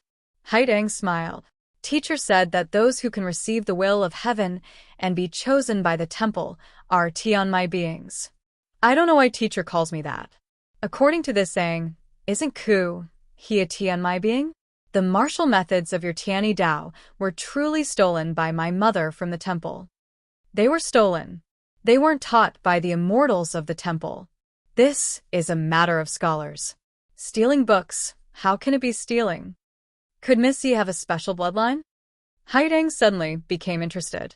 Her bright eyes stared at Fan Xian's face. "Your meridians are completely different from those of ordinary people. Otherwise, you would not be able to practice such strange and tyrannical martial methods. This must have something to do with your mother's past." Fan Xian looked at the girl's expression and knew what she was thinking. He smiled coldly and said, "Are you thinking that my future child might also be a strange one?" Haidang smiled faintly and didn't reply. "Don't think about things like borrowing seeds." Fan Xian didn't know if it was because he thought of his romantic birth, but his anger flared. He lowered his voice and roared, "And don't think about putting aphrodisiacs in the wine." Haidang looked at his angry expression and only smiled and didn't say anything. "See, Lily isn't pregnant." Fan Xian thought of that matter, and a bellyful of fire gradually grew. The bodies of the 2 people under the blanket were already hot like fire. Now that the evil fire had been provoked, how could it not ignite the fire of desire? Fan Xian gritted his teeth and pressed his face together. He didn't care if Duo would easily kill him with a flip of her hand. He pulled her into his arms and held her. Holding her from behind, he felt the girl's slightly hot and trembling body in front of him. Fan Xian said by her ear, "If you are truly interested, you don't need to use aphrodisiacs. I am also willing to give myself to you." Haidang laughed coldly and didn't turn her head. She lightly said, "Other than using your hands and feet, do you not have any other ability to make me admire you?" Fan Xian said angrily, "I only used my feet earlier. When did I use my hands?" Haidang seemed to have thought of something. Her voice suddenly softened. A moment later, she quietly said, "On the official road out of the palace treasury." Fan Xian immediately remembered that day beside the spring woods. He had calmly held the girl's hand in his arms and refused to let go no matter what. The style of a man and a woman cared about one attacking and one defending, and turning defense into offense. However, Fan Xian and Haidang had been since last spring. He had written a poem in his mind, and then used the special aphrodisiac move. In addition to the many subsequent encounters and clever changes, he had long moved from a battle of wits and strength to a battle of hearts and, finally, a battle of emotions. The relationship between the 2 of them had changed.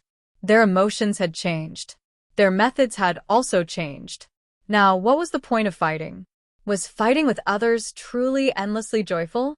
Fan Xian actually didn't like it, so his hand passed under Duoduo's armpit and reached forward. Holding her hands, he contentedly rubbed his face against the back of her neck. Haidang only felt her face grow increasingly hot. This damned little rascal behind her was clearly someone with a wife, yet he kept on teasing her. It was truly despicable. But why was it that in this half a year, her heart had gradually become chaotic? The clear and natural state of mind of the past had long been lost. Why was this?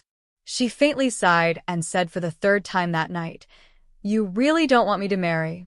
Fan Xian said vaguely, "You have to marry me and bring your sister. It's a pity you don't. You truly are shameless." For some reason, Haidang suddenly felt embarrassed and angry. She gently bit her lip as she spoke. Fan Xian quietly said, There's nothing I can do if I don't ruin your reputation and sleep with you for a night. Your wife is going to marry you tomorrow. I have no other choice. Haitang lost again. Today, you've said so many secrets, even the secrets of the temple. Aren't you afraid I'm using a honey trap? Haitang suddenly said with a smile. Fan Xian seriously said, Duo, you're not a great beauty. The next morning, Fan Xian pushed open the door and walked out. The morning light was bright, and the cool breeze was very comfortable. He couldn't help but stretch. Ah! A serving girl's scream came from the garden. The serving girl immediately closed her mouth. Everyone knew that the imperial envoy and Haitang in the back of the garden had a private relationship, but the two of them had always maintained their politeness in front of everyone. There was not a trace of it. Who would have thought that Sir Fan Jr. would so openly walk out of the girl's boudoir?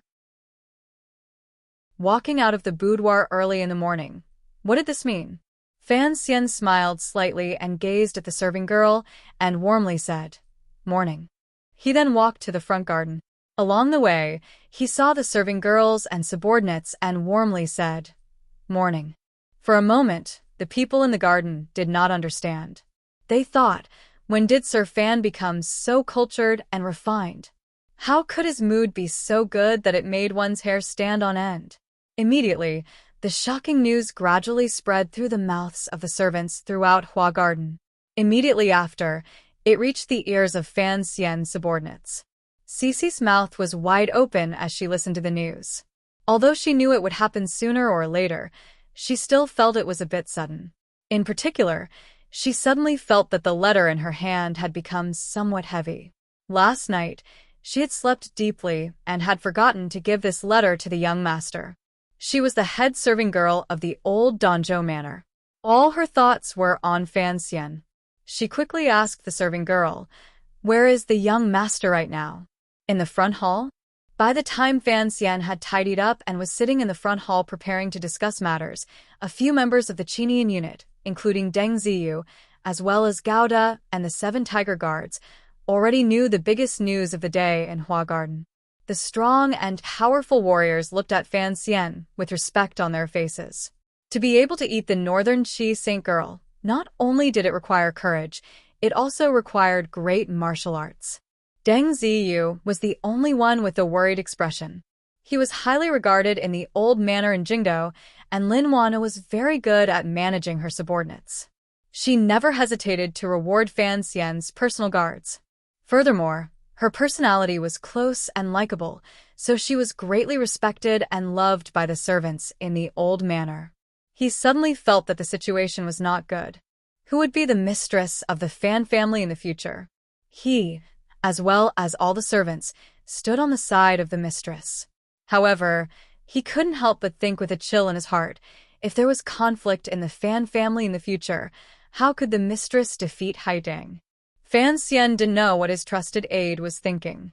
He only continued to drink the porridge. In reality, the main reason last night was because talking with Haitang was too exhausting. He also had to make arrangements for Yi Liuyun's mysterious appearance and analyze the situation between the two countries. Naturally, he was tired. However, if he said this, no one would believe him. Discussing national affairs under the covers? Forget it. At this time, Cece finally rushed to the front hall and handed over the letter in her hand. Fan Xian looked at the handwriting on the letter and paused. When he tore open the letter and read, his mouth immediately opened slightly. The porridge almost flowed out.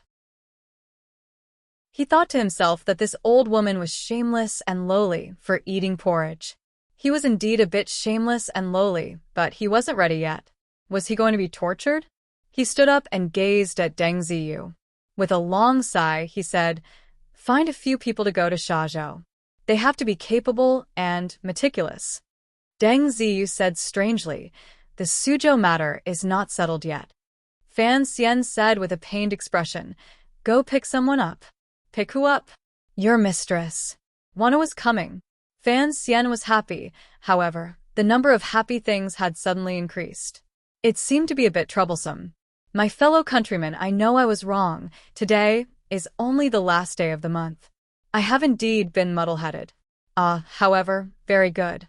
On the last day, I'll ask for monthly votes. I'll work hard to get monthly votes. Although the fourth and fifth votes are all the same, it doesn't stop me from looking good. Today's chapter is about romance, but there is a hidden meaning within. I have to be careful. At the end of the month, everyone is relaxing. Also, don't talk about stud horses. Who says I'm not a stud horse? My novel is a stud horse novel. Didn't the introduction say that when I write novels, I am indeed a very stubborn person? I will only continue to write in the direction I should write. That's all. Please understand, my dream is to become Dumas and earn big money. To be continued. If you want to know what happens next, please go to www.cmfu.com. There are more chapters. Support the author and support the original reading. Chapter 406. Wanner had not yet arrived, but the people Fan Xian had sent out in Suzhou began to come back one by one.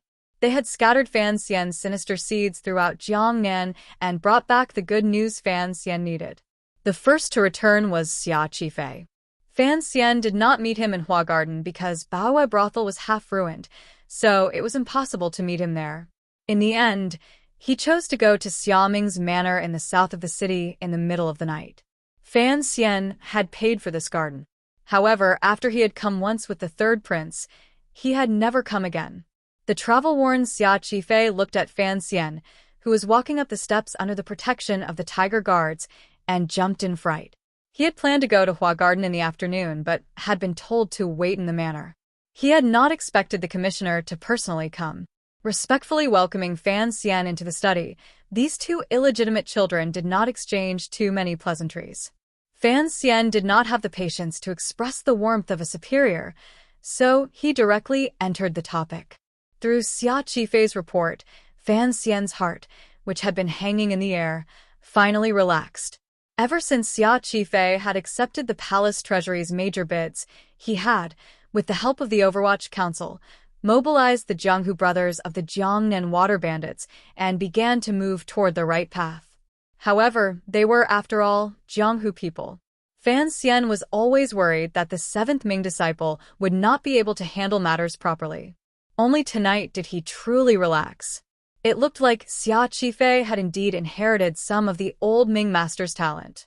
He did not neglect the necessary skills of buying goods, bills of lading, opening roads, and bribing officials.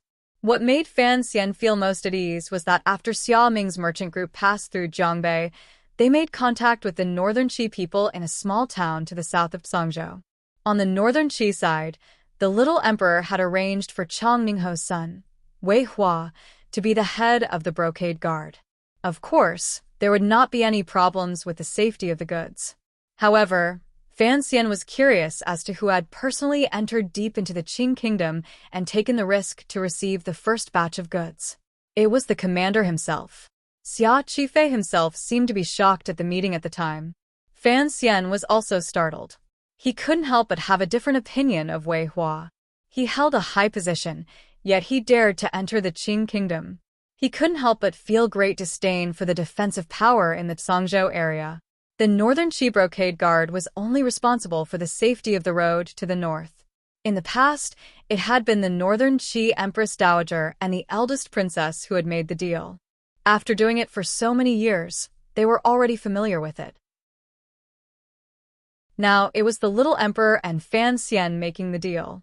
This was their first deal, so they had to be careful. What about our people in the north? He suddenly asked with a frown. Xia Qifei carefully looked at him and took out a letter from his bosom. This is a letter that Lord Wang asked this lowly official to bring back. He also brought a gift to the south. Fan Xian accepted the letter and saw that it was indeed Wang Qinyan's unique handwriting. He didn't take the long box that Xia Qifei handed over and indicated for him to put it to the side. Shaking his head, he asked, "Wang Qinyan is more afraid of death than I am." Of course, he wouldn't foolishly head south. However, we have to have someone follow. Which merchant company is taking over the north? In reality, he knew that the Cui family's routes in the north had all been privately taken over by him. The Qing court had always thought that the northern Qi emperor controlled them. Only a few people in the Fan Manor, the Yan family and a few of Fan Xian's trusted aides knew about the matter of the second Fan prince privately controlling the northern smuggling routes. The Qing emperor only knew that the second Fan prince was in the north. He had not expected Fan Xian to have his young brother manage such a major matter. Fan Xian did not plan on telling this to Xia Qifei, so he only asked casually. He wanted to use Xia Qifei's mouth to find out how his brother was doing in the north. Unfortunately, at the time, Xia Qifei's attention was all on the extremely daring commander of the Brocade Guard and did not pay much attention to the merchant companies in the north. However, he had faintly heard some rumors. He heard that the merchant in the north responsible for handling the palace treasury's smuggled goods was ruthlessly mysterious. Normal people didn't even know if the boss was a man or a woman. Fan Xian smiled. A glimmer of relief rose to his eyes. It looked like Xia had finally learned to be low-key and endure. However, Haidang was in Jiangnan. Only he and Wang Qinian were in the north. It was not convenient for the spy system of the 4th Bureau of the Overwatch Council to handle too many things for him. The Northern Qi Emperor would not make things difficult for him for his sake. However, for a young man to be in such a dangerous situation, it was truly hard on him. However, Fan Xian did not plan on sending people to help him. His experience of being reborn clearly told him that as long as it was cold, it would emerge through grinding. Xia had a talent for business. If he did not undergo such difficult and complicated grinding, it would truly be a pity. After chatting a bit more with Xia Qifei, Fan Xian admired the head of the Jiangnan water bandits in front of him more and more. Now he was his subordinate. It looked like subduing this person in Shazhou was indeed very beneficial to his Jiangnan plan. Everything will be done according to the established plan, Fan Xian said seriously. Fan Xian said seriously, Su Wenmao is in the palace treasury. I will leave Deng Ziyu in Suzhou. Deputy Ma Jie will handle the matter of transferring goods from the palace treasury. As for the matter of accounts, if you find it difficult to sort it out, listen to the opinions of those old officials. Those old officials were all good hands pulled from the Ministry of Revenue. They were a great gift that the Minister of Revenue Fan Jian had given to his son. It was ruthlessly simple to do some empty accounts and play some tricks. Xia Qifei made a sound of acknowledgement and hesitantly said, "This is the first time. The route to the north has been opened, however, we can't hide it for too long." Fan Xian thought for a bit, and a cold smile rose to his brows. What are you afraid of? Every year, Xinjiang is smuggled. Who doesn't know? As long as we don't get hold of our weakness, who can do anything to us? Xia Qifei's heart froze. He found that the commissioner was indeed very daring and full of confidence. However, he kept thinking of another matter. His face couldn't help revealing a strange emotion. Fan Xian watched and couldn't help smiling. He gazed at him calmly and said, "Are you not satisfied with the Ming family matter?" Xia Qifei thought for a bit. The bits and pieces of this half a year taught him that it was best not to hide anything in front of this young man. Gritting his teeth, he gathered his courage and said, "Qingcheng is not satisfied." Fan Xian gazed at him with a not-quite-there smile. "The old Ming matriarch is already dead." Xia Qifei was silent. When the Ming garden was in chaos, he had been following orders to the north to deliver goods, so he had not participated in this matter. Along the way, he had received the news. He had also seen the scene of the Jiangnan people wearing mourning. He couldn't help smiling bitterly and saying, "Although she died, it was still a glorious death." Fan Xian quietly said, "Do you know how the old Ming matriarch died?" Xia Qifei raised his head in shock and gazed at Fan Xian, thinking, "Did you not help me force her to death?" Suddenly, his mind moved. He thought of how the hearts of the Jiangnan people were slightly chaotic and then calm, and how the Ming garden was unusually quiet after the funeral. He couldn't help but think of a terrifying possibility. "Ming Qingda?" he asked in disbelief. Fan Xian nodded his head coldly. "I won't hide this from you. It is a small matter for the emperor to take over the Ming family, but it is a difficult matter for him to take over the Ming family peacefully.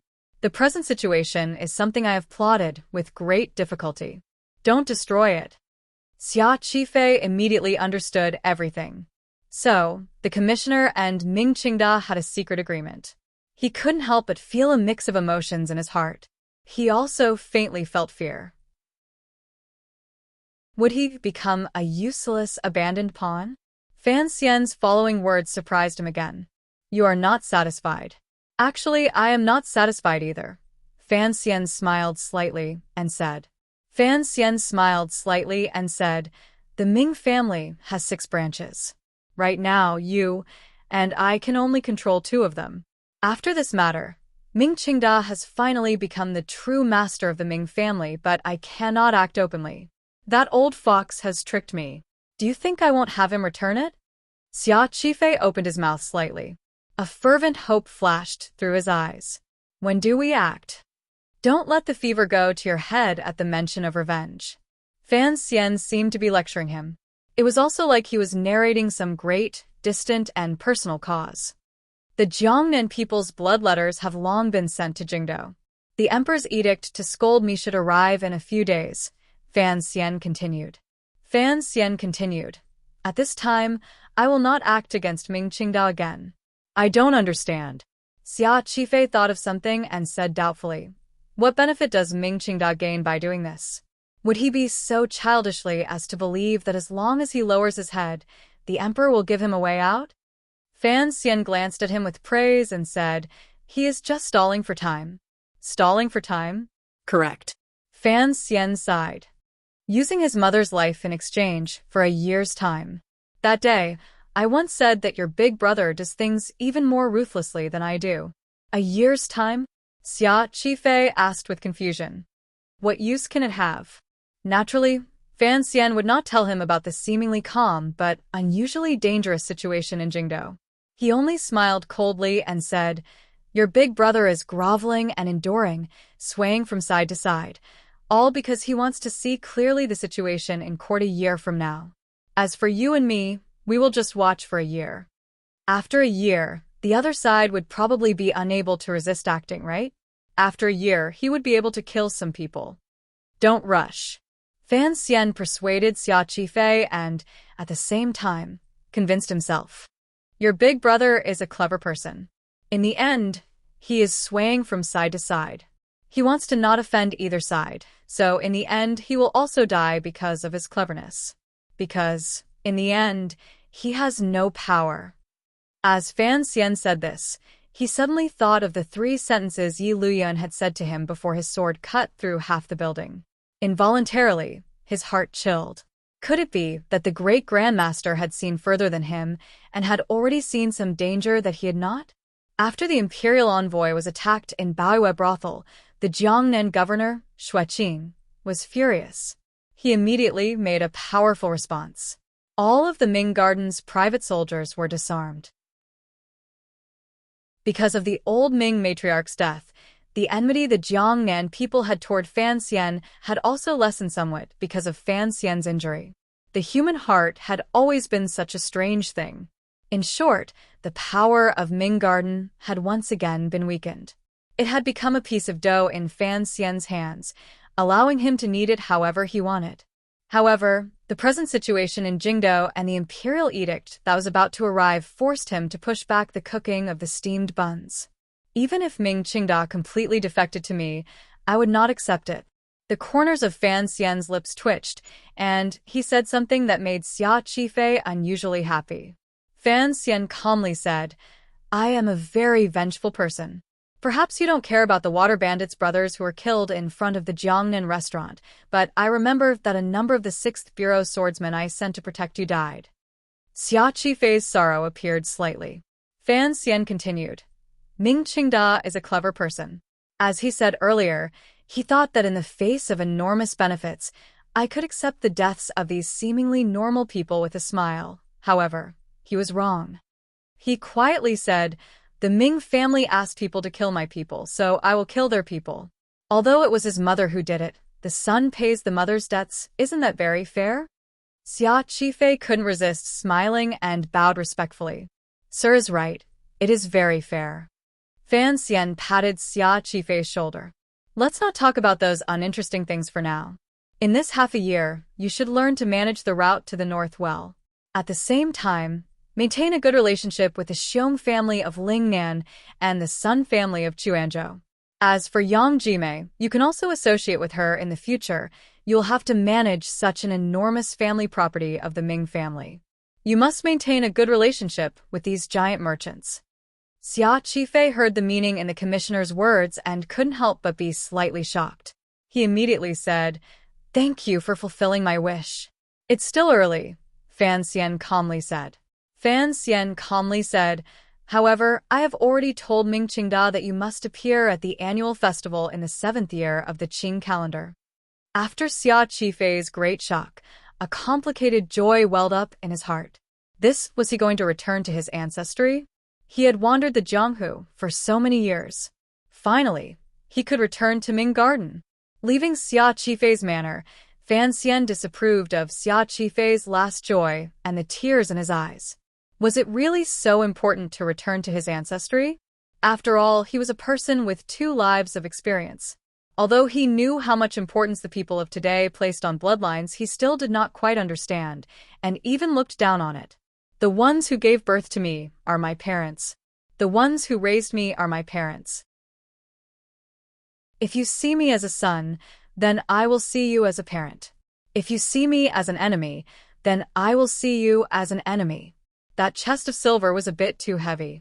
The second person to return to Suzhou, Hua Garden, surprised Fan Xian. At that time, Fan Xian was worrying in his study about whether or not he should bring the chest of silver in front of the hall when he went to Hangzhou to pick up Wanner. That chest of silver was a bit too heavy. Just as he was thinking hard, a shadow appeared in front of his table and gave him a fright. "Next time you enter, please knock." Fan Xian glanced at the shadow and then lowered his head to read the council newspaper. The shadow suddenly tilted his head. His deathly pale face shone through the completely black clothing. It seemed to be very interested in Fan Xian. After all, even the director treated him like a nephew, but Fan Xian was different. "Yun Jilan has returned to Dongyi." Fan Xian raised his head. He knew this meant that the guerrilla warfare between the 6th Bureau of the Overwatch Council and the Aces of Dongyi had finally come to an end after continuing for 4 months. While Fan Xian was battling wits and strength against the enemy in the 3 large workshops of the Palace Treasury, at the bidding conference in Suzhou, and in the Ming Garden, the silent killing on the other secret front was actually an important link that could completely turn the situation around. Furthermore, the battle on that front would certainly be even bloodier and more terrifying. He was silent for a moment, and then solemnly said, "How many brothers in the council sacrificed?" 17. The shadow's words still did not have any obvious emotional fluctuations. How many people died on Dongyi's side? This was a topic that Fan Xian was very interested in. 17. "Oh, 1 for 1. It seems we didn't lose out." Although he said he didn't lose out, an evil fire still flashed through Fan Xian's eyes. Gently tapping his finger on the surface of the table, he slowly said, "Remember this debt firmly. After some time, we'll go and get it back." The shadow said, "Are you going to get it back, or am I?" Fan Xian glanced at him and said with amusement, "Can you beat your idiot brother?" The shadow was not angry. "I can't beat him, but you also can't beat him." Fan Xian thought of the power of Yi Liuyun's strike and admitted this reality. "Although I can't beat him, it doesn't mean I can't kill him." The shadow looked at him. He didn't know where this young man's confidence came from to say he could kill a great grandmaster. The study fell silent. Fan Xian continued his official duties and didn't even glance at the shadow in front of him.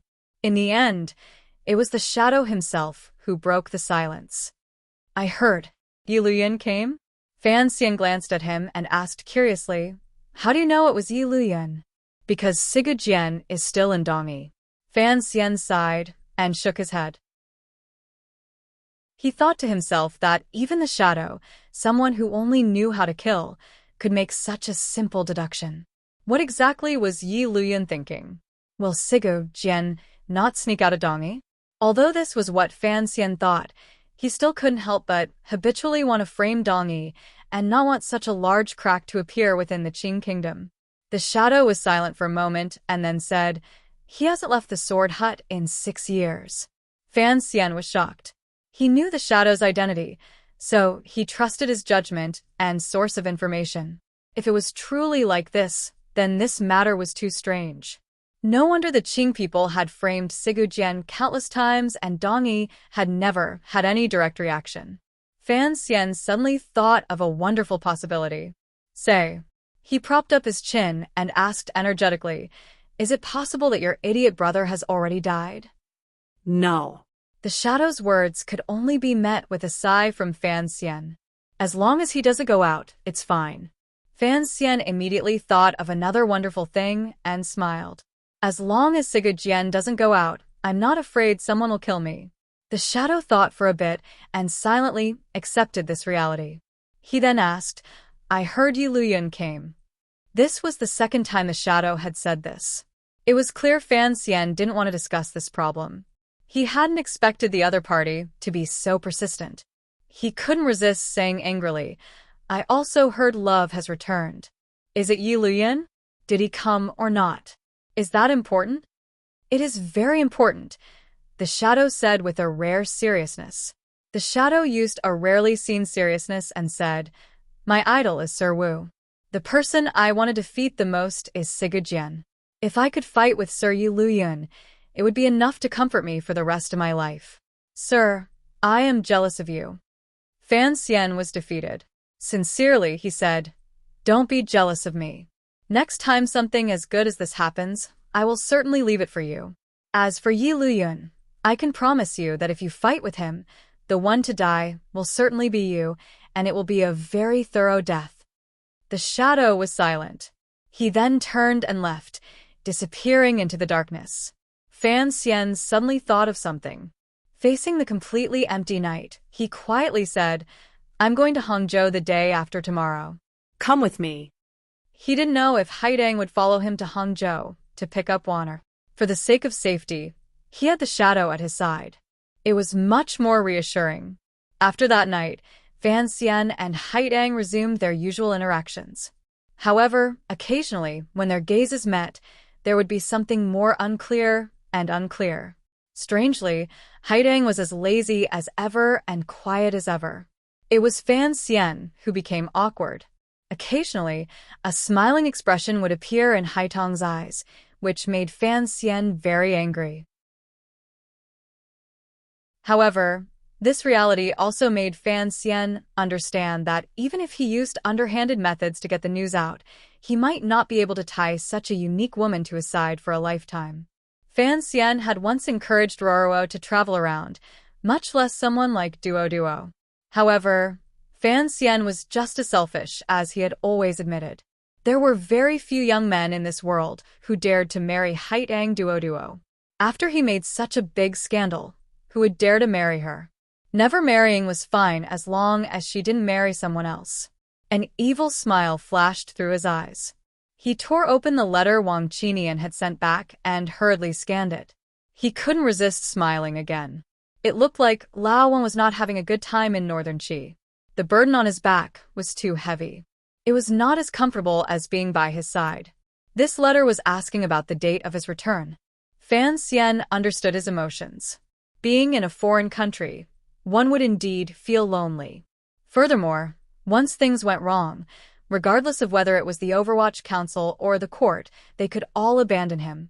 This feeling of being an abandoned child was not good. As he thought about it, he suddenly sighed.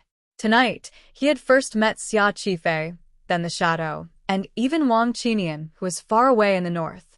They were all capable subordinates of his. As for the first two brothers, they both carried a blood feud with them. They were the youngest members of their large clans, drifting about the world, unable to return to their homes. In fact, wasn't his own life experience the same? The gathering of abandoned children would, in the end, become exciting. On the first day of the month, I seriously canvassed for monthly votes. Last month, 4th place and 3,000 yuan in prize money, all thanks to everyone's votes. I express my sincere thanks. This month, I still have to seriously canvass for monthly votes. However, at the end of December, I told everyone that during this year's spring festival, my whole family will be returning to our hometown for the new year. I haven't been back in 10 years. Not to mention the many matters and the lack of time, The important thing is that our hometown is a small mountain village. There really is no place to write. I also don't have the habit of storing up manuscripts. Everyone knows this, so I'm also thinking about how to deal with it. In any case, I have to ask for leave in advance. This month's updates will certainly not be sufficient. As for monthly votes, if everyone is willing to vote for me, please do so. As for the book review, I have a few words to say. First, don't be rude in the discussion. Don't use foul language. I'll have to trouble everyone to maintain that. Second, regardless of whether you're male or female, if you want to scold Fan Xian, please do so, because I'm writing about a selfish boy. But please don't scold me, I'm very weak. Haha, the important thing is, everyone is an adult. You should understand the relationship between the characters in the book and the author. Third, thank you, everyone. Please have some tea. To be continued, if you want to know what happens next, please log on to www.cmfu.com. There are more chapters. Support the author. Support the original reading. Chapter 407. After Fan Xian finished reading the council report, he felt his eyes dry up. He couldn't resist cursing a few times in his heart. When he was young, his name and courtesy name had been arranged by those people. His surname was Fan, his first name was Xian, and his courtesy name was Enji. Now that he thought about it, this name was naturally given to him by the emperor in the palace. However, ever since he entered Jingdo, or more accurately, since last year's spring examination, when had he ever had a day of leisure? Occasionally, he would ask himself. Using the knowledge and experience of 2 lives to judge, Fan Xian had to come to a conclusion that did not make him happy. The emperor in the palace had treated him well. Although he knew that the emperor had given him so much power, a large part of it was because the emperor needed someone like him to exist to balance the situation in court, and he had indeed demonstrated this ability. The royal family was heartless. For the emperor to be where he was today, on one hand, it had to be said that it was his mother's grace. On the other hand, it showed that the emperor did indeed have some father-son affection for him. At least, he was not like Han Wu, who is still alive and living better and better. Of course, Fan Xian would not revel in this father-son affection. He was strangely clear-headed and calm. Thus, he was still a bit angry at the emperor for throwing him to Jiangnan and giving him so much work and such troublesome things. He was not a donkey, although Haidang seemed to like ordering Xija around like a donkey.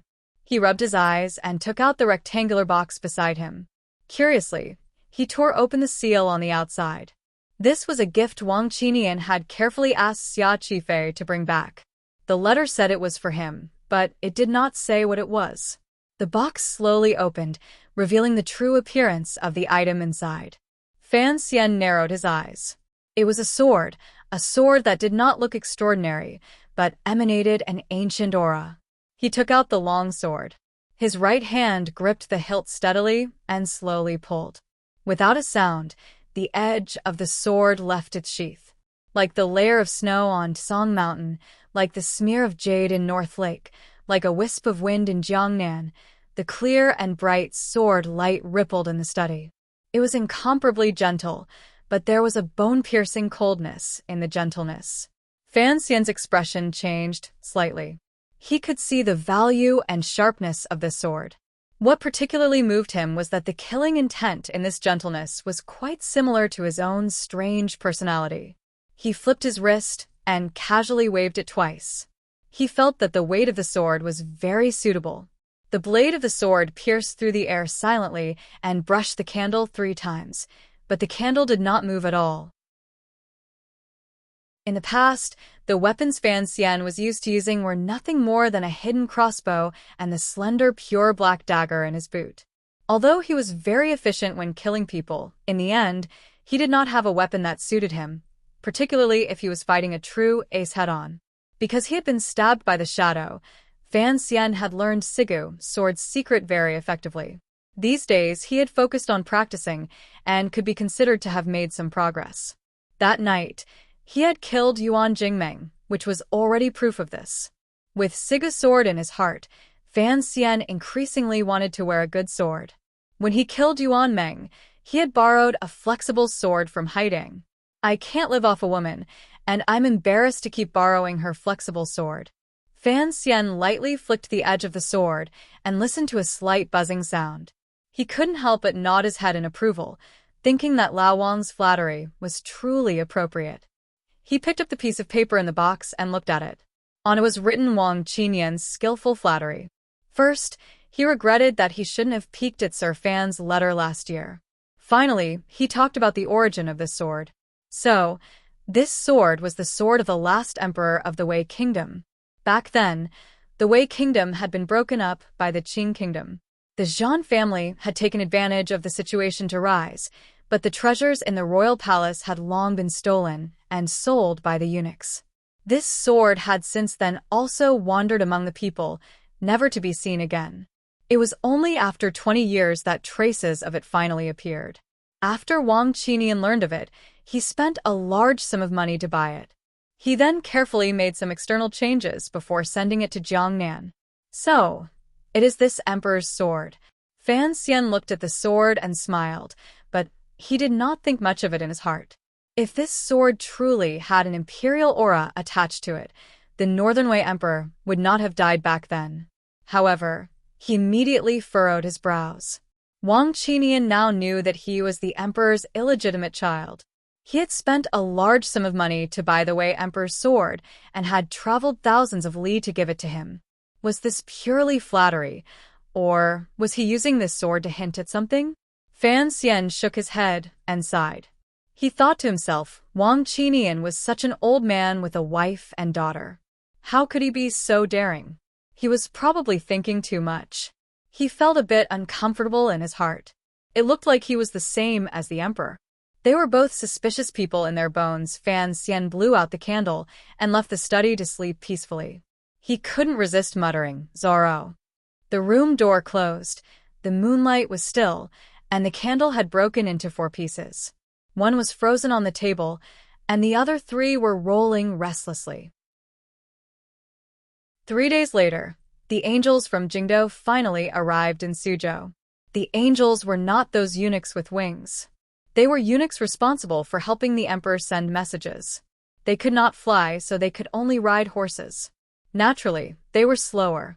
Hua Garden was tidied up. The courtyard was swept, the incense table was set up, and the related matters were prepared. With Fan Xian in the lead, the 3rd prince as his deputy, everyone in the Qinian unit of the Overwatch Council, as well as the 6th Bureau Guards and Tiger Guards, dozens of people stood obediently in front of the front yard, waiting for the arrival of the imperial edict. As the Northern Qi Saint girl, it was not convenient for Haidang to be present. She had long left. However, Fan Xian and his group waited for a long time and still did not see anyone come. Fan Xian was a bit annoyed. He called for someone to bring over a grand wooden chair. He sat in the corridor and had CC peel melon seeds beside him while he chatted idly with the 3rd prince. Deng Ziyu's expression appeared awkward. He moved closer to his ear and said, "Sir, be careful. We have to wait." His gaze flickered to the side. Fan Xian knew what he wanted to say. The subordinates of the Overwatch Council did not matter. The 3rd prince was now dead set on following him. However, his actions did indeed appear to be somewhat disrespectful of the emperor's authority. There were also 7 tiger guards beside him, as well as a few tiger guards responsible for the 3rd prince's safety, who knew whether or not there were people the emperor had sent to monitor him. Fan Xian narrowed his eyes and didn't say anything. During the trip to Northern Qi, as well as the trip to Jiangnan, Gouda, and the others had actually followed him. The 2 sides had gotten along fairly well. At least, they had not dragged him down or done anything that made him uncomfortable. Thus, Fan Xian had purposely revealed his true side for them to see. In any case, these 7 people would probably be his personal bodyguards for the rest of his life. Then he would use the endless small mistakes to have them get used to his future big mistakes. Sometimes, a person's heart could not be bought. It could only be seduced. It was like this between men and women. It was actually also like this between men. As for the tiger guards beside the 3rd prince, fortunately, Fan Xian didn't have to wait too long. Following the sound of a cannon salute from outside, a few palace guards took the lead and escorted a eunuch into the garden. Fan Xian had long stood up. Holding the third prince's hand, he went forward to greet them. He bowed deeply and quietly listened to the edict. The eunuch who came to announce the edict was Eunuch Yao. He was also an old acquaintance of Fan Xian's. The two of them exchanged glances.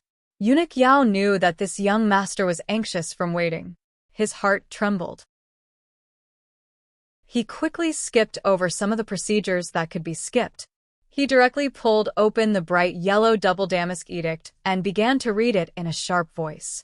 The contents of the imperial edict were not out of Fan Xian's expectations. Some of the sentences inside were even things that Fan Xian and the emperor had already discussed in secret letters. As the ruler of a country, he had to express shock and anger at the chaos in Jiangnan. The edict used seemingly harsh words to reprimand Fan Xian. However, in the edict, not a single word mentioned the Ming family. Fan Xian knelt on the ground. A glimmer of a smile flashed across the corners of his lips. This was as it should be. How could a mere Jiangnan noble family affect the heart of heaven? Although the matter this time could not be considered small, tens of thousands of people's blood letters had been sent to the capital, and a few rotten scholars were even going to file a lawsuit in Jingdo in front of the emperor. The emperor issuing an edict to reprimand Fan Xian could be considered giving the people of the world an explanation. However, in the imperial edict and the official documents of the court, they would never mention the Ming family and criticize Fan Xian for not handling matters carefully. As for what it was, the court did not say a word. This was what was called politics. It was just a few words of reprimand. Of course, it also fined Fan Xian a year's salary. There was no other punishment. Eunuch Yao's sharp voice stopped.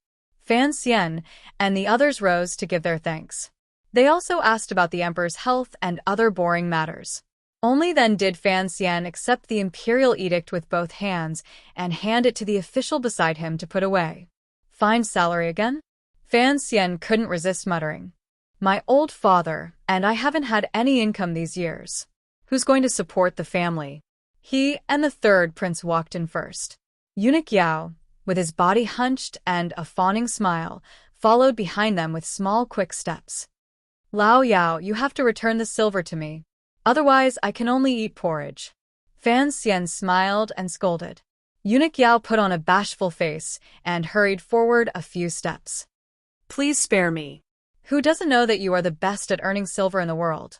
You've been in Jiangnan for less than half a year, and you've earned tens of millions of liang for the court. Why would you need my scraps of silver? As Eunuch Yao spoke, he silently and quickly glanced toward the third prince out of the corner of his eyes. Fan Xian's earlier joke could be said to be a big deal or a small one. In the past, the Fan family had indeed fed the eunuchs in the palace well. Of course, he knew that Fan Xian did not think much of his gains. However, this mischievous joke had been said in front of the third prince. Eunuch Yao knew that although the little prince was young, his heart was ruthless. He couldn't help but feel a bit afraid. Unexpectedly, he saw from the corner of his eye that the third prince's expression was calm, as if he hadn't heard it. He then thought that since Fan Xian dared to say such things in front of the third prince, then he must have a sense of propriety. Eunuch Yao's heart trembled. He knew that the things the palace guessed might not be wrong. The third prince and Sir Fan Jr. were indeed like that. I don't have the guts to touch the silver earned for the court. Are you perhaps advising me to be corrupt? The three of them had already entered the central hall. Fan Xian and the third prince sat on either side of the main seats. Eunuch Yao stood to the side. Hearing these words, he forced a smile and said, Sir Fan Jr., please don't make fun of me. Fan Xian smiled and waved his hand to indicate for him to sit. Eunuch Yao quickly sat down. This long journey had indeed made him very tired. I thought you would come earlier. You made me wait for a while, Fan Xian said as he ate sunflower seeds. The third prince was also imitating Fan Xian's manner of eating sunflower seeds. Eunuch Yao looked closely and suddenly felt that his eyes were a bit blurry. These brothers in the upper seats were indeed too similar. It was just that one was a size bigger, and one was a size smaller. He quickly smiled apologetically and explained, I indeed arrived at the courier station outside the city yesterday. However, I had to follow the rules and could only enter the city today. There are 2 copies of the imperial edict. I went to the governor's manor first, so I came late. Please don't blame my legs for not being nimble. He carefully watched Fan Xian's expression and found that this young noble, who was so popular in court it was almost purple, did not show any signs of true anger. Only then did he let out a breath. In reality, with the identity of an imperial edict eunuch, he was like the emperor's mouthpiece. He was incomparably arrogant when he walked through the 7 roads and provinces. Even earlier in Xueqing's manor, the Jiangnan governor Xueqing had been very courteous toward this eunuch Yao of the palace. However, he could be arrogant anywhere. Only in Hua Garden did eunuch Yao not dare to be arrogant. Putting aside the fact that Fan Xian was some imperial envoy, just the identity of these 2 princes and Fan Xian's overwhelming power was enough to make eunuch Yao incomparably well-behaved. Of course, I know you have to go to Governor Xue first, Fan Xian said without good humor. Do you think I don't even know this little rule? He shook his head and said, What did the emperor say to the governor? Eunuch Yao thought for a bit and said awkwardly, Actually, it was pretty much the same as the edict he gave you. Oh. Xueqing was also fined a year of salary? Fan Xian raised his head and asked with interest. However, the tone of his question seemed to be a bit of schadenfreude. Eunuch Yao chuckled sinisterly and raised 3 fingers. Fined for 3 years. Now I feel more balanced mentally. Fan Xian smiled and threw away the sunflower seed shells. I said the emperor was wise and benevolent. He would not let a pitiful person like me take all the blame. Eunuch Yao smiled bitterly and thought to himself, What are you saying? How am I supposed to respond? Fortunately, Fan Xian immediately changed the topic and asked, Why did they find an old man like you to come on such a long and arduous journey? Are there no young and capable eunuchs in the palace? At the time, Lao Dai was training a few. As you know, after that incident, although he was recently transferred back from that pitiful place, this matter was delayed. This time, the imperial edict coming to Jiangnan was important, so I had to make a trip. Eunuch Yao sighed. Is Lao Dai doing well? Fan Xian asked. Eunuch Yao smiled. Thanks to your great fortune, these old brothers in the palace are doing pretty well. The Qing kingdom's palace was not the same as in history. Since the founding of the country, it had been very guarded against eunuchs. Particularly after the previous emperor ascended the throne 20 years ago, he strictly prevented eunuchs from interfering in national affairs. The palace was very strict. It was difficult for eunuchs to wield power, so they were not divided into many factions. On the contrary, these eunuchs knew that it was difficult for them to live in society and were very united. Ever since Fan Xian entered the capital, he had paid great attention to building a good relationship with these seemingly unremarkable eunuchs. When he was purging the first bureau, he had let Lao Dai's nephew go, which was the same as letting Lao Dai go. Furthermore, he had taken good care of them and never made excessive requests of these eunuchs. Most importantly, each time Fan Xian interacted with these eunuchs, he did not think of them as strange or evil people. He treated them as normal and did not purposely curry favor or humiliate them. He was not warm in front of them but sinister behind their backs. It was this way of doing things that successfully made the eunuchs like this young commissioner very much. As long as they're doing well. Fan Xian couldn't help but shake his head. Qing Kingdom's eunuchs generally did not have too many bad records. These abnormal people were indeed a bit pitiful. He pretended to mention it carelessly. Lao Dai didn't train many young ones, however. Last year, that little guy called Hong Zhu in the royal study seemed to be quite clever. Hong Zhu has already gone to the Eastern Palace. The deputy eunuch is the Emperor's Grace, Eunuch Yao replied carefully. Everyone in the palace knew that Hong Zhu had been chased out of the royal study because Fan Xian had said something in front of the emperor. The rumor was that Hong Zhu had been blinded by money and dared to extend his hand to Sir Fan Jr. for a bribe. Fan Xian's expression darkened slightly. After thinking for a while, he sighed and said, "This is also good.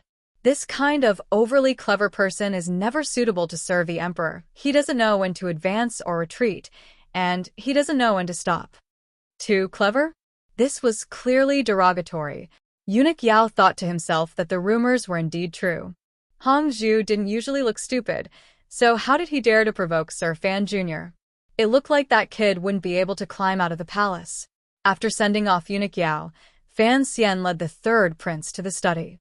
After a moment of silence, he quietly said, "Do you understand why?" The third prince thought for a while. In the end, he was still young and didn't understand the reason. He helplessly shook his head. It's the end of spring and the beginning of summer. Fan Xian lowered his eyelids slightly and said, "We are about to go to Hangzhou. On the way, I still have to make a trip out. The Jiangnan matter has basically been settled. At most, the palace will keep you by my side for a year, which is near the end of the year. We will definitely return to the capital. When we come out again, it will only be me and not you." Why? The third prince asked in surprise. "There is no why." Fan Xian smiled slightly and said, "In the eyes of some people, perhaps I have a strange and unfriendly aura. You are a true prince of royal blood. If you are with me for a long time, I'm afraid you will be infected with some bad habits." But The third prince hurriedly said, "Following Sir to Jiangnan to learn, this is something father personally promised." "Father, Emperor." Fan Xian couldn't resist shaking his head. "If the Empress Dowager misses you, her youngest grandson, the Emperor can only summon you back." The third prince fell silent. He knew in his heart that his imperial grandmother was different from other grandmothers. She did not like her youngest grandson very much. Instead, she especially valued the crown prince and his second brother. "In other words," Fan Xian said, "starting from next year, you will be alone in Jingdou, and I cannot always stay by your side." The third prince raised his head. A ruthlessness that did not match appeared on his childish and beautiful face. "Sir, don't worry. I will live well and wait for your return." "You're saying childish things again." Fan Xian smiled and scolded. "By the emperor's side, who would dare to do anything to you?" He slowly said, "However, starting from now, you must stand out at least. You must let the officials in court and the soldiers in the military know you and get used to you." "Get used to what?" "Get used to the fact that you are also an upright prince and not a child who only knows how to run his nose," Fan Xian said coldly. "Get used to you is also possible. It's also possible for you to do the same." The third prince had been with Fan Xian for half a year. He had long admired this elder brother to the bone. He felt that being by Fan Xian's side was far more pleasant than the cold atmosphere in the royal palace. At such a young age, he could only believe and was only willing to believe what Fan Xian said. However, he still asked curiously, "Sir, shouldn't you first endure silently? You once said that the tallest tree in the forest will be destroyed by the wind. You are still not a towering tree." Fan Xian smiled and rubbed the third prince's head, although this action was disrespectful. "Since the emperor has you follow me down to Jiangnan, you can no longer hide. Since you can't hide, then I might as well stand out and stand behind you. Let's see which wind dares to blow against you." The third prince scratched his face, not quite understanding. "I want to send a message to Jingdou through Eunuch Yao's mouth." Fan Xian pulled back his hand and slowly closed his eyes. "You are the person I have chosen." The third prince suddenly gathered his courage and said, "Even if the crown prince in the end, it is still father's choice." Fan Xian didn't open his eyes. He only quietly said, "The eldest princess has chosen your second brother. The Empress Dowager has chosen your brother. Although the emperor has not chosen, many people have already begun to choose. Why would they care if I am one more? There is no more snow outside the window. I wish everyone good health. I wish my friends in the South all the best. If you want to know what happens next, please log on to www.cmfu.com. There are more chapters. Support the author. Support original reading. Chapter 408. The spring wind did not care about the wind and moon, nor did the summer wind. It was just the damp, clear, or stuffy air that carried on endlessly rubbing itself. However, the people in the air would give rise to appropriate emotions because of the rubbing of heaven and earth. So, what if it's clear? Do you think the Qing emperor will believe your statement? Haidang was wearing a light green robe with 2 large pockets sewn on it. Her hands were in the pockets, as usual. She looked at Fan Xian and spoke with a smile. Fan Xian tilted his head slightly. He knew what she meant. He wanted Eunuch Yao to send the scene in Jiangnan back to Jingdou and let everyone in court know that he had chosen the third prince. If it had been in the past, Fan Xian would certainly not have committed such a taboo by taking sides before the emperor made his choice. However, it was different now. The power in Fan Xian's hands was too great. He had to declare to the emperor that he had no interest in that chair. The problem was just as Haidang said. Why should the emperor believe him? Just based on the third prince? After the emperor passed away, if Fan Xian supported the third prince to take the throne, given the power in his hands and the background behind him, he could, at any time, make the third prince a mere figurehead, regent, or something like that. The emperor is healthy and in the prime of his life. Fan Xian lowered his head and quietly said, "The matters of the future are too far away. I can't always be a lonely official. Furthermore, he placed the third prince by my side, so I will follow his wishes. As for what consequences will it cause?" He narrowed his eyes and looked at the thin lake in front of him and the faint mist on the lake. In a quiet voice, he said, "I've been thinking about a problem for a long time." Haiding yawned and covered her mouth. "What problem?" "I also stood out this time because I wanted to put some pressure on the 2 brothers in the capital," Fan Xian said with a smile. The 2 brothers he spoke of were the crown prince and the second prince. "I really want to force them to do something desperate. Otherwise, if they keep dragging their feet, who knows how tall my mother-in-law is? Is she as tall as a building?" He shook his head. "I just don't want to wait anymore." Haitong's heart jumped slightly. She turned her face to look at him. "You really plan on laying your cards on the table?" Fan Xian smiled and said, "I haven't finished speaking. I want to force the 2 brothers to do something desperate, but what about His Majesty? He had the third prince follow me to Jiangnan, so he must have thought that the situation would develop like this in the future. The third prince was also involved, and his attitude was so ambiguous. How could the crown prince feel good now that the second prince can't go up or down? He can't just let it go like this. Could it be that our emperor also wants to force his own son to rebel?"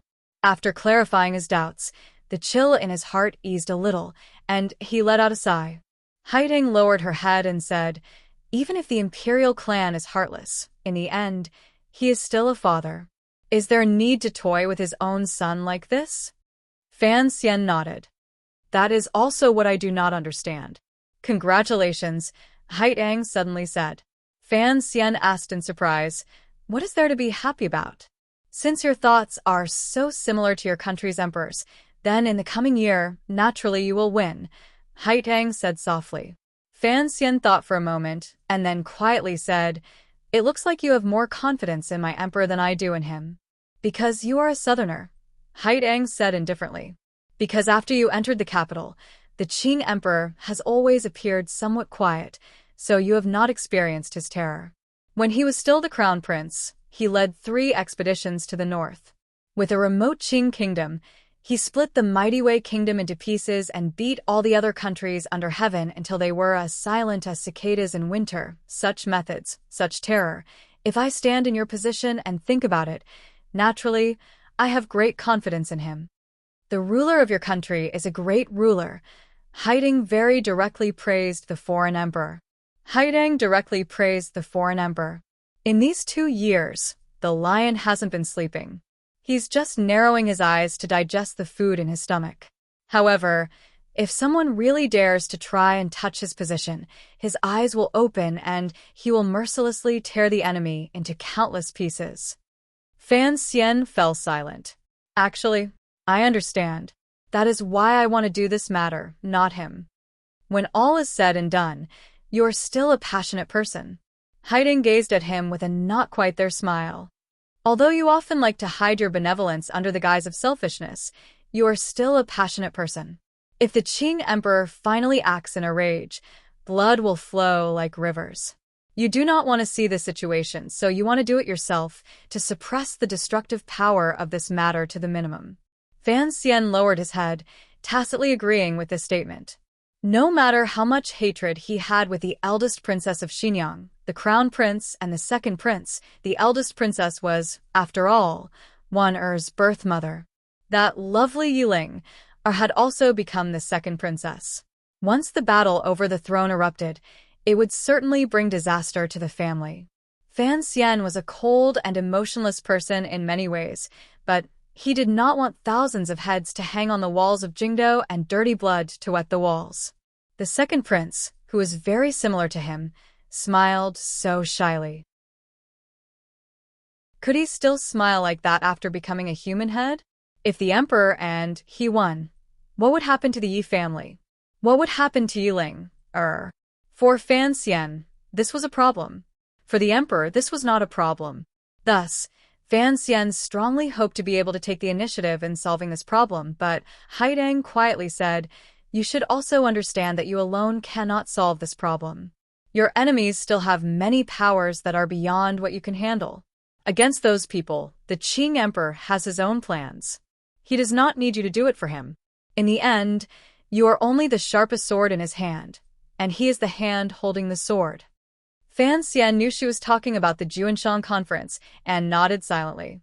"There is also the Empress Dowager," Haidang said with a slight smile. Fan Xian found a glimmer of sadness in the smile in her eyes. He couldn't resist muttering, "Both empresses are very troublesome." It was clear that Haidang did not want to continue this unsolvable topic. Her gaze, intentionally or not, landed on the ancient sword at his waist. Wang Qinian sent it. Fan Xian met her gaze and explained, "I heard it was the sword of the last Wei emperor." Haitong's expression did not change. It was as if she had long known the origins of this sword. In a clear and cold voice, she said, "Be careful not to arouse too much discussion." Fan Xian smiled. "Thank you for the reminder. I had originally thought that not many people would recognize it." Haitang lowered her head. No one knew what she was thinking.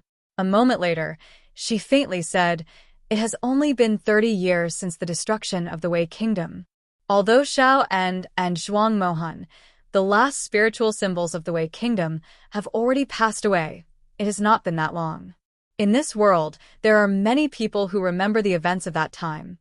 Fan Xian didn't know why the girl was acting so strangely. An absurd feeling welled up in his heart. Presently, the world could be said to be peaceful, and everywhere could be said to be prosperous. Who would have thought that just 20 years ago, the world was still a large battlefield? At that time, there were endless battles. Countless people died. One large country was destroyed, and 2 large countries were born. Blood flowed on the green hills, and the yellow waves piled up corpses. Among the hundreds of thousands of white bones, the important figures who now led the way of the world were born. The 2 of them fell silent and stared at the show lake in front of them in a daze. This show lake was not the show lake of Baoyue Brothel in Jingdo. It was the lake behind Baoyue Brothel in Suzhou. Last month, Fan Xizha had sent a letter to the people in Jiangnan to start digging the lake. He had used a number of laborers and forcefully doubled the size of the show lake. Now, if one looked back from Baoyue Brothel, the scenery was even more beautiful than it was then. However, Baoyue Brothel had been cut in half by that strike. At this time, they were still busy repairing it. Thus, Fan Xian and Haitang could only stand coldly by the lake and watch the mist on the surface of the lake gather and disperse and gather again. It was as impermanent as life and the world. "Your brothel is repairing very slowly." Haidang seemed to have inadvertently mentioned this.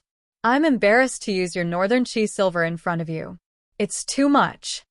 Fan Xian smiled and immediately explained, "There's no rush to repair the building. I've brought over some professionals from the capital to carefully examine the sword marks in the building." The so-called professionals were the people from the second and third bureaus. Presently, The broken Baiwa brothel was Yi Liuyun's first crime scene. Fan Xian hoped to be able to dig out some of the great grandmaster's true methods of attack from the sword marks and aura for future use. Haidang said, "I've gone to see." Oh. Fan Xian's eyes lit up. He knew that this girl's insight and knowledge of martial arts were much higher than his. He thought that she must have discovered something. The 8 pillars were cut down at the same time. Haidang recalled the fine marks in the building and couldn't resist sighing. The other cracks were only caused by sword intent. If you and I wanted to cut down the pillars, we could barely do it, but that kind of control over power, who knows how many years and months it would take to reach that kind of realm. Fan Xian lowered his head and said, "In your opinion, for such a heaven-shaking strike, how many times can Yi Luyun strike out?" 3. Haidang said straightforwardly. "This is under normal circumstances. If that old man put his life on the line, no one knows what kind of miracle would happen." It was indeed a miracle. For a human to be able to demonstrate a method like the might of heaven and earth. "You're really not coming with me?" Fan Xian faced the surface of the lake and let out a deep breath. "There has to be someone left in Suzhou," Haidang said with a slight smile. "Besides, you shamelessly had the 8th Bureau publicize our private affairs. If we really went to Hangzhou, what would I do?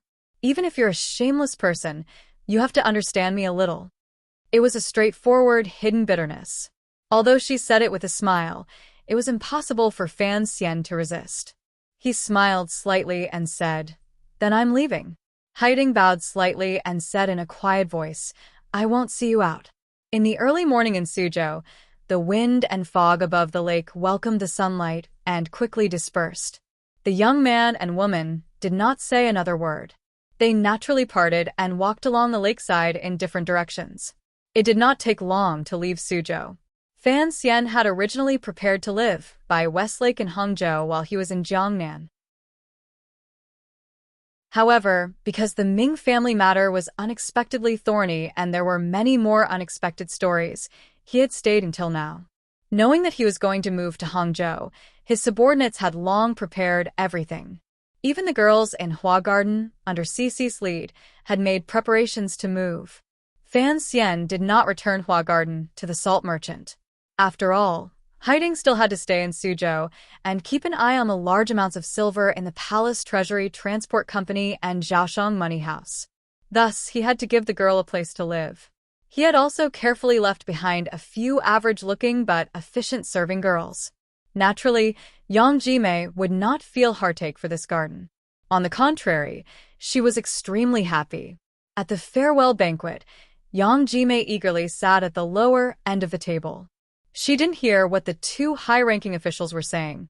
She only felt that her ancestors' graves were emitting green smoke. She was actually able to eat at the same table as the imperial envoy. The meal did not take long. The Jiangnan governor, Xueqing, the rarely seen inspector, the Suzhou Zhizhou who was currently being investigated by the Overwatch Council, and these officials all came to see Fan Xian off. However, because of the vicious situation in the bamboo shed that day with the dragon raising its head, none of the Jiangnan officials, big or small, dared to give any gifts. However, Xueqing did not avoid preparing expensive gifts. The weight of the gift list made Fan Xian involuntarily speechless. After the banquet, Fan Xian and Xueqing walked casually in the garden. Fan Xian smiled and said, "Sir, you spoil me like this. First, I can't afford it. Second, how can I properly lecture these Jiangnan road officials in the future?" His words carried a double meaning. Xueqing laughingly scolded, "It's not like it's for you. You have to take it even if you don't want to." Fan Xian was puzzled. Xueqing said in a clear voice, "Half of it is for the young lady of the Lin family. No, it should be Lady Fan. It's her first time in Hangzhou, so she certainly didn't bring enough things with her. This is for her." He continued, "The other half is for my teacher. I've been busy with official business in Suzhou and have been unable to go personally to express my filial piety. I hope Sir Fan Jr. will help me bring this gift." Fan Xian smiled. A few days ago, he had already informed Xueqing of his upcoming trip to Wuzhou and had written it in a letter to the emperor. Only now did he remember that no matter what, Xueqing had to prepare a heavy gift. Having thought this through, he didn't say anything more. In a quiet voice, Fan Xian said, "I will be in Hangzhou. If you have any orders, please send a letter." "I wouldn't dare," Xueqing smiled and said. "You are also the imperial envoy. I wouldn't dare to give orders, but there will always be trouble." Fan Xian casually replied. He knew that Xueqing had long hoped for him to leave Suzhou, so he didn't point it out. Just as they were about to part, Xueqing suddenly opened his mouth and asked, "Sir Fan Jr., there is one thing I have not found the answer to." "Sir, please speak," Fan Xian said seriously. Xueqing was silent for a moment and then said, "Sir, just how old are you this year?" Given his status as the Jiangnan governor, he didn't use conventional greetings. Instead, he used the tone of an elder to ask. Fan Xian chuckled and said, 19. Xueqing paused slightly. On the contrary, it was the truth of the rumors that he didn't dare believe. He couldn't resist shaking his head and smiling bitterly. Indeed, heroes come from the youth. After the imperial envoy left the city, Hua Garden immediately became much quieter. Suzhou, which had long been under the powerful pressure of the Overwatch Council and Fan Xian, seemed to come alive in a day. After confirming that the black carriages from the Fan Manor had left the city gates, the people of Suzhou began to spread the news. Hot tears filled their eyes. The treacherous official had finally left. Some people even began to set off firecrackers. That night, the officials of Jiangnan Road, particularly the Suzhou government, also began to celebrate. They congratulated each other for not having been invited by the Overwatch Council to drink tea. As for the officials who had already fallen, no one gave them another glance. Although Suzhou and Hangzhou were not far apart, it was impossible for Fan Xian to hear the firecrackers of the Suzhou people sending off the plague. Later, although the secret agents of the Overwatch Council had reported it, he had only dismissed it with a laugh. The group of people stayed in the Prung family manor by Westlake in Hangzhou and returned to the time when they first arrived in Jiangnan. Fan Xian's butt hadn't even touched the ground when he asked, "Where is the madam?" A subordinate reported, "There seems to be some obstruction. There's also Shazhou." Fan Xian was slightly startled. A wave of unease rose in his heart. After thinking for a moment, he didn't say anything more. Leading the 7 tiger guards, he rode toward Shazhou. Dusk arrived in Shazhou. Because Fan Xian was worried about Wanner, he gave up his usual carriage and rode directly. When he entered Shazhou, he felt as if his entire body was falling apart. The faces of the subordinates and tiger guards behind him were deathly pale. They had almost collapsed from exhaustion on this day's journey. A dozen fine horses broke through the silence of the night in Shazhou, and it came directly to a manor. This manor had once been Jiangnan Shui Han's branch in Shazhou. Now, it had long been taken over by the Overwatch Council. After some repairs, it had become Fan Xian's private residence in name. Fan Xian flipped off his horse. Ignoring the greetings of his subordinates at the door, he directly charged into the courtyard. Just as he was about to enter the stone steps into the inner residence, he saw a familiar person. It was the wife of the Tung family. Fan Xian furrowed his brows and asked, "What is it, young master?" A glimmer of joy flashed through the eyes of the wife of the Tung family. "Why are you here?" "The mistress is fine. She is just resting in the room." Fan Xian didn't believe her. Logically speaking, Wanner should have arrived in Hangzhou today. She had probably been delayed because something had happened to her body. He hurriedly pushed open the door and entered. Like a gust of wind, he swept to the side of the bed. With a flip of his hand, the wind pushed the door shut tightly. He gazed at the girl lying on the bed and the threat of exhaustion on that familiar and beautiful face. He couldn't resist feeling heartache and said, "Your body isn't good, so walk slower." Lin Wano gazed at him with a smile and said, "Walk slower so you'll have more time to be happy?" Fan Xian smiled and said, "Where did you get all these witty words from?" As he spoke, his finger had already gently rested on his wife's jade-white wrist and began to feel her pulse. What Fan Xian was most worried about was Wanner's body. After all, she had been infected with a lung disease for a number of years. Although he had carefully taken care of her these 2 years and had the medicine teacher Fei Jie personally made, Wanner's body was still weak. He was afraid she wouldn't be able to stand the cold on the road. His finger gently rested on Wanner's wrist. Fan Xian's expression gradually became serious, particularly the feeling of his hand. It made his heart jump slightly. How had Wanner become so thin? You stopped taking the medicine? Feeling the abnormality of the pulse, Fan Xian pulled back his finger, like he had been electrocuted. He gazed at his wife in shock. His eyes were filled with concern and confusion. Lin Wanner slowly pulled back her hand and gently coughed. She gazed at Fan Xian and spoke calmly with a glimmer of determination and joy. Yes, I stopped taking the medicine. Before Roro left, she brought Master Ku, he to the manor to sit for a while. Master Ku, he said that Sir Fei's medicine was too powerful. If Wanner wanted to have children, she had to stop taking the medicine. To be continued. If you want to know what happened after, please log on to www.cmfu.com. More chapters. Support the author. Support original reading.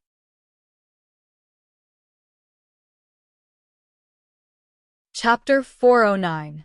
Hearing Wanner's words, Fan Xian's face immediately darkened. He immediately remembered that his wife's body was not well. He quickly put on a warm smile and said, "What are you thinking about? Sir Fei is my teacher. He has seen me grow up. When we were married, that medicine was a good medicine that my teacher had painstakingly fished out of Dongyi. How could he not understand the principle of being a tyrant? During this year, you've been taking that medicine. Your body is clearly getting better. You can't stop, you silly girl." Lin Wanna smiled slightly. There was a glimmer of tiredness in her smile. In a quiet voice, she said, "Naturally, Sir Fei's medicine is good, but what Master Ku," he said, without waiting for his wife to finish. Fan Xian had already said firmly, "Of course, Master Ku, he is at the top of the world when it comes to fighting and discussing. But when it comes to treating illnesses and taking medicine, he can't even compare to a finger of my teacher, and I listen to him. It's better to listen to a sow." Although he was restraining himself, Wanner still heard the anger in the depths of his words. Gently pulling on his hand, she comfortingly said, "Don't be angry. Although I've stopped taking the medicine, the imperial doctor has come to see me. He said that my old illness has healed. It is just that the qi in my body has been rushing recently, so my body is a bit weak." Fan Xian shook his head and half sat on the bed. Pulling Wanner into his embrace, he gently patted her shoulder and said, "Your body is the most important. Don't listen to what other people say." Wanner leaned into his embrace and was silent for a moment. Slowly she said, "But I really want to have a child." Fan Xian was silent. No one knew what he was thinking. A moment later, he said, "I don't want to be angry at you, but I want you to know that there is nothing to discuss in this matter. As long as your body is good, what does it matter if you have a child or not?" In the present world, not having an heir was considered a great sin. And Fan Xian had been married for 1.5 years, yet there was still no movement in her stomach. This girl always remembered this matter and felt very sad. Hearing Fan Xian's powerful and resonant words at this moment, she couldn't help but be startled for a moment. Er's emotions were very complicated. She seemed to be happy, but there was also a faint sadness mixed with a bit of embarrassment. Fan Xian looked at his wife's sad expression in his arms and couldn't help but sigh. He stretched out his finger and gently rubbed between her brows. In a quiet voice, he said, "In this world, there are many idiots who think that not being able to have children is a woman's problem. Actually, let me tell you, whether or not you can have children is a matter between husband and wife. I think it is very likely that I have some kind of disease. What does that have to do with you?" This was a joke meant to comfort Wanner, but Wanner was dumbfounded. She thought that her husband was really thick-skinned to be able to say that word. She had no idea what he was talking about, but she vaguely understood that he was trying to put the blame on her. She couldn't help but roll her eyes. "What nonsense are you talking about? What does it have to do with a man whether or not I can have children?" Fan Xian laughed and said, Who said it doesn't matter? Why don't you try asking old Yao and old Dai in the palace to give birth to 2 children? Lin Wanner was startled again. Fan Xian continued to smile and said, even the incomparably profound Unikong wouldn't be able to have a child if you asked him to. So, having children is a matter between a man and a woman. Lin Wanner immediately came back to her senses. A blush appeared on her cheeks. She spat and said, the more you talk, the more ridiculous it is. Fan Xian stopped laughing and said seriously, then let's talk about serious things. You have to insist on taking the medicine. Lin Wanner listened and made a sound of acknowledgement, but her eyes flashed. Fan Xian lowered his head to look and couldn't help but sigh in his heart. He knew he would not be able to convince her. Wanner, this girl, was usually a simple and cheerful person. Inside, she was exceptionally intelligent. However, when it came to important matters that involved her and Fan Xian, she was particularly stubborn. The scientific reasoning that Fan Xian spoke of was probably something that even someone as unconventional as Haidang would not believe. Naturally, Wanner was the same. Why must we have children? Fan Xian tenderly held his wife and quietly said, look at your childhood life in the palace. Think of how I was exiled to Danzhou as a child. You will know that after we have children, we still have to raise them. If we can't raise them well, we might as well not have had them in the beginning. Lin Wanner lowered her head and pressed her lips together. Very calmly and confidently, she objected. We are not them. We can raise children well. Fan Xian felt a glimmer of helplessness. But if it really can't be born because of me, then it's better not to have children. It's not as important as your body. Although Lin Wanner felt warm, she still stubbornly shook her head. I just want a child. Fan Xian felt a headache coming on and said, always so stubborn. Lin Wanner raised her head to look at him. Her long eyelashes gently blinked. I want to have a child with you this year. You've been either in northern Qi or Jiangnan. I've been very lonely, although it was only a part of the reason. It still made Fan Xian feel a deep sense of guilt. He didn't know what to say. The two of them hugged each other quietly. Perhaps it was because she was aroused by the body heat. Wanner began to cough gently again. She didn't want Fan Xian to worry, so she forcefully suppressed it. Her little face was bright red and appeared very pitiful. Fan Xian's heart ached. He gently rubbed her chest and comfortingly said, don't think so much. After we get to Hangzhou, I'll help you take good care of yourself. As for Sir Fei's medicine, I'll analyze it in detail. No matter what, you can't stop. Lin Wanner raised her head and gazed at him pitifully, like a kitten. Fan Xian's face darkened and pretended to be fierce. This matter is not up for discussion. Lin Wanner pouted her full lips and rubbed her head against his chest unwillingly. Fan Xian sighed and began to massage her to relax her mind. His fingers moved around and sent in threads of pure Tiani Dao Xinqi. Wanner felt her body warm up and her mind gradually become clear. After a long and arduous journey, the exhaustion in her body grew stronger. Just like that, she peacefully leaned against his body and fell asleep.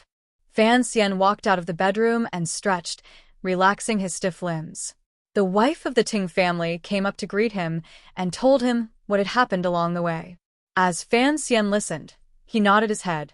It looked like after leaving Jingdou and not under his father's watch, Wanner had stopped taking the medicine. This action could be said to be brave, but it could also be said to be reckless. However, Fan Xian could not feel any anger. Although, in the depths of his heart, he still thought that Wanner should love herself the most. In the end, it was for the matter of the child. How could he bear to make Wanner sad? He ordered the wife of the Ting family to prepare the commonly used medicine. The wife of the Ting family said awkwardly, if the mistress doesn't want to take it, what should we do? Fan Xian lowered his head and thought for a moment. When it's ready, tell me. I'll go feed her. Joy surged onto the wife of the Ting family's face. She praised the heavens a few times and happily left. Arriving at the front hall, Deng Ziyu, who he had sent to the west of Shazhou to pick up Wanner, bowed and greeted him. He also told him what had happened along the way. Presently, the Jiangnan water bandits were well behaved. There was also the Jiangnan Navy stationed in Shazhou, so Wanner and her group went down the river without encountering any problems. Fan Xian nodded and sat in the chair. Suddenly, he sighed. A faint worry rose to his face. Deng Ziyu paused slightly. He thought to himself, even when his superior was facing the second prince in Jingdao or killing people in the night in Jiangnan, he had never revealed such a serious expression. What was going on? He guessed in his heart that the battle for the first wife in the Fan Manor had already begun. He couldn't help but lower his head in fear and keep quiet, not saying a word. Fan Xian had no idea what he was thinking in his heart. He was only thinking back to what Wanner had said earlier. Sir Fei's medicine really had such serious side effects. From Danzhou to Jingdao, before they were married, before he met Wanner in the Qing temple, Fan Xian knew that his wife had been infected with tuberculosis. In today's world, this illness was basically an incurable disease. However, when a young man and woman met, they always had incomparable courage to welcome the future disaster. At the time, he had only forcefully suppressed the faint fear. Fortunately, there was Sir Fei. On the night of the wedding, Sir Fei had hurried back from Dongyi with great difficulty and brought back the strange medicine that specialized in treating tuberculosis. The medicine was called ice smoke. This medicine took a full 4 years of Sir Fei's time. For years before the wedding, there were already rumors of a marriage between the Fan and Lin families in the palace. After using so much energy and time, the strange medicine was indeed effective. After the wedding, Wanner persisted in taking it. Each time, she only scraped a small amount from the pill and swallowed it with a medicinal soup. Her body gradually improved, and she no longer coughed. The imperial physicians in the palace all thought that the princess' tuberculosis had already been miraculously cured. But side effects? Vinegar made turtle shell. Fan Xian thought back to the ingredients in the pill. Rehmannia, donkey's gelatin, beeswax. What does this have to do with making a child? He immediately thought of Fei Jie's expression when he spoke on the night of the wedding. After taking the medicine, you are forbidden from sexual intercourse for a month. Naturally, this was a naughty joke. Now that Fan Xian thought back, he realized that his teacher seemed to have hidden some important information. Later, Fan Xian had always felt it was strange why Sir Fei rarely saw him. It was as if he was hiding from something. Could it be? The true side effect of this ice smoke was to harm the patient's reproductive function? Fan Xian sat in the chair and couldn't help but shake his head.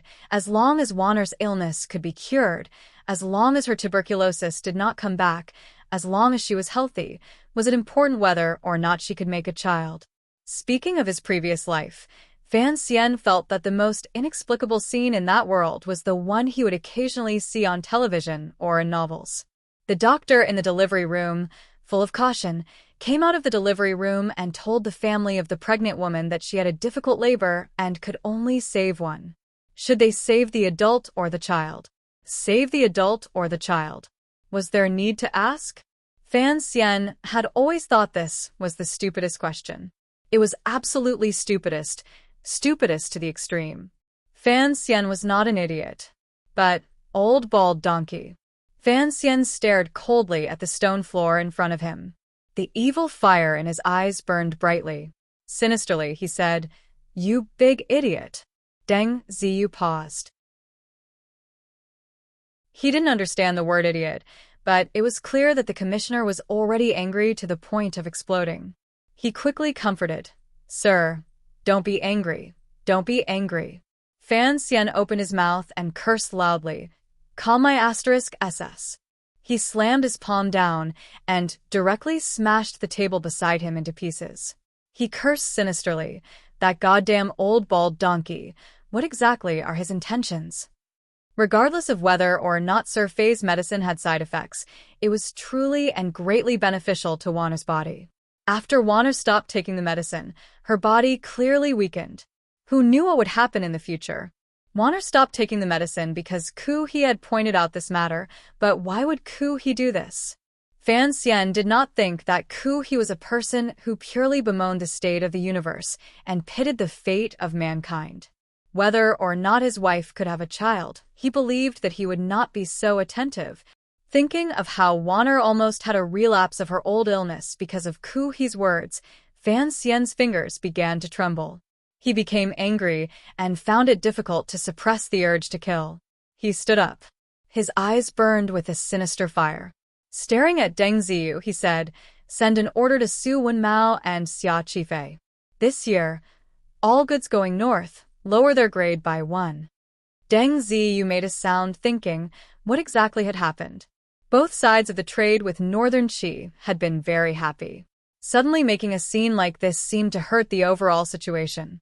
He couldn't resist trying to persuade, "Sir, although I don't know what happened, lowering a grade is the same as northern Qi losing hundreds of thousands of liang of silver. This is too big of a matter." Fan Xian knew that Deng Ziyu was urging him not to harm the public discussion because of a personal grudge. He smiled coldly and said, "I am a person who returns grievances with grievances. Others want to make my family unhappy, so I will make their country unhappy. Hundreds of thousands of liang of silver in exchange for my wife's coughing for a dozen days is already letting them off easy." Deng Ziyu heard the coldness in Fan Xian's tone and didn't dare to say anything more. Carefully, he asked, "What exactly happened?" Fan Xian did not reply. "Sir, the bald donkey you speak of, what donkey is it?" Fan Xian smiled coldly and said, "It's Northern Qi's Ku He, that hairless donkey." Deng Ziyu was silent. He was shocked but didn't dare say anything. He thought to himself that the commissioner dared to curse Sigu Jian out in the street. Perhaps it wasn't Sigu Jian? At this time, calling Ku He an old donkey in his own home didn't seem to be a big deal. Fan Xian continued coldly and said, "Send a letter to Wang Qinian. Tell him to prepare to release the news." "Yes." Deng Ziyu accepted the order and asked, "What specifications? When?" "Specifications?" Fan Xian narrowed his eyes.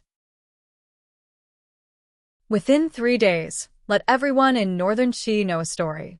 Also, let them believe this story. As for when, listen to my instructions." "Yes." If it wasn't for the fact that Roro was currently studying under Ku He, Fan Xian wished he could spread the news of Ku He eating human flesh today.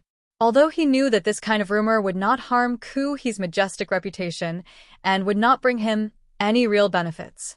In other words, now was not the best time to spread the news. However, Fan Xian couldn't help it. Now that he couldn't kill Ku He had to do something to get revenge. Many times, Fan Xian appeared to be a calm and sinister person, but when it came to the people he cared about the most, he would become angry like a lion. Even though he knew he wouldn't get much and would suffer a loss, he still had to roar and protect his territory. Regardless of what Ku He thought, Wana had indeed stopped taking medicine because of his words, so Fan Xian had to make Northern Qi and Ku He suffer a loss. Perhaps it was a bit childish. But Fan Xian could still be called a person, probably because of this childishness. Tomorrow morning, I'll take a boat back to my hometown. I'm officially taking a leave of 10 days. I'll be back around the 9th day of the Lunar New Year. If I can write in my hometown, I'll write some. If I can't, I'll seriously entertain myself and celebrate the New Year. Here, I wish my dear brothers and sisters a happy New Year. I have to go and pack my luggage now. Well, there's still one more chapter left in the 5th volume. After I finish the next chapter, I'll write a summary at the end of the volume. I'll also write a summary of 2007. I'll recall my life last year and the days I read and wrote with everyone. I'll also wish everyone a happy new year, good health, and a happy family. Oh, right, if everyone is afraid of not having a book to read, I'll introduce everyone to Jingguan's new book, Unparalleled Food and Lust. This is something I really, really like. Of course, Jingguan's book doesn't need me to advertise it, but I know some friends might have been scared away by the first 3 chapters and the introduction. This book is written very comfortably. Personally, I think it's much better than The Beast's Blood. At least, the opening chapter is much better. I can't give a detailed evaluation. I can only say that Jingguan is very talented. Of course, I don't know him, so this is not an advertisement. I just want to share something good with everyone. To be continued. If you want to know what happens next, please log on to www.cmfu.com. There are more chapters. Support the author. Support the original reading.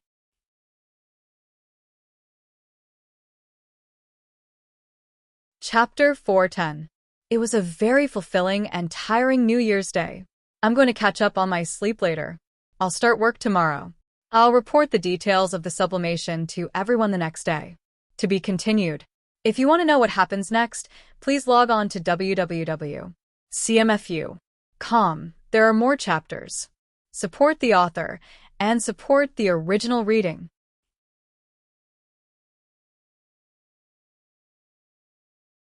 Chapter 411. The big tree in the Shazhou side manor was unlucky. Fan Xian had used the emperor's sword to unleash his kingly aura and shaved off countless tree bark. The reason for this was all because the young imperial envoy's anger was not shallow. He could not put on a sour face in front of his wife, nor could he immediately rush to Shangjing in northern Qi to scold his own sister's teacher. Thus, he had to find a way to vent his anger. Fan Xian was not a boring boss who liked to beat and scold his subordinates to relieve stress. It just so happened that in his previous life, he had been lying in bed reading a book. He had once read a sour story that made him cry. Thus, in this life, he learned from the male lead of that story. The male lead, who liked to pour water that he washed his feet, had been bullied by his wife and endured it for many years. He would always sneak out in the middle of the night and smash trees by the river to find a pitiful psychological balance. Fan Xian didn't smash trees. He used the Grand Sigu sword to slice at trees. As he sliced, he gritted his teeth hatefully.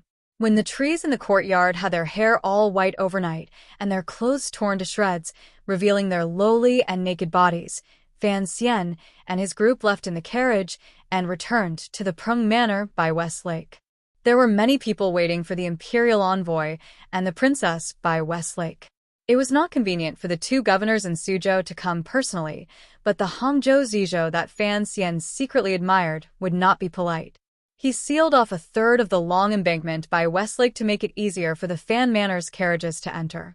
He also led a group of subordinates to wait around, afraid that these two important figures would be dissatisfied. As for this flattery, Fan Xian comfortably accepted it. After all, Wanner's health was not good, and she did need peace and quiet. After everyone met up in the manor, Cici and the wives of the Tung family served Wanner to rest.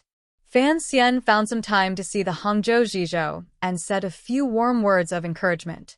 The next day, he had Tiger Guard Gao to block all of the wives of these officials outside the back garden. The mistress of the Fan family did not see guests. Wanner gazed at Fan Xian pitifully. Her brows had long furrowed into a weak willow leaf in the wind. Her eyes were crying and complaining. "Good husband, just spare me." Fan Xian smiled and said, "Be good. Just drink the medicine. Otherwise, I'll spank you."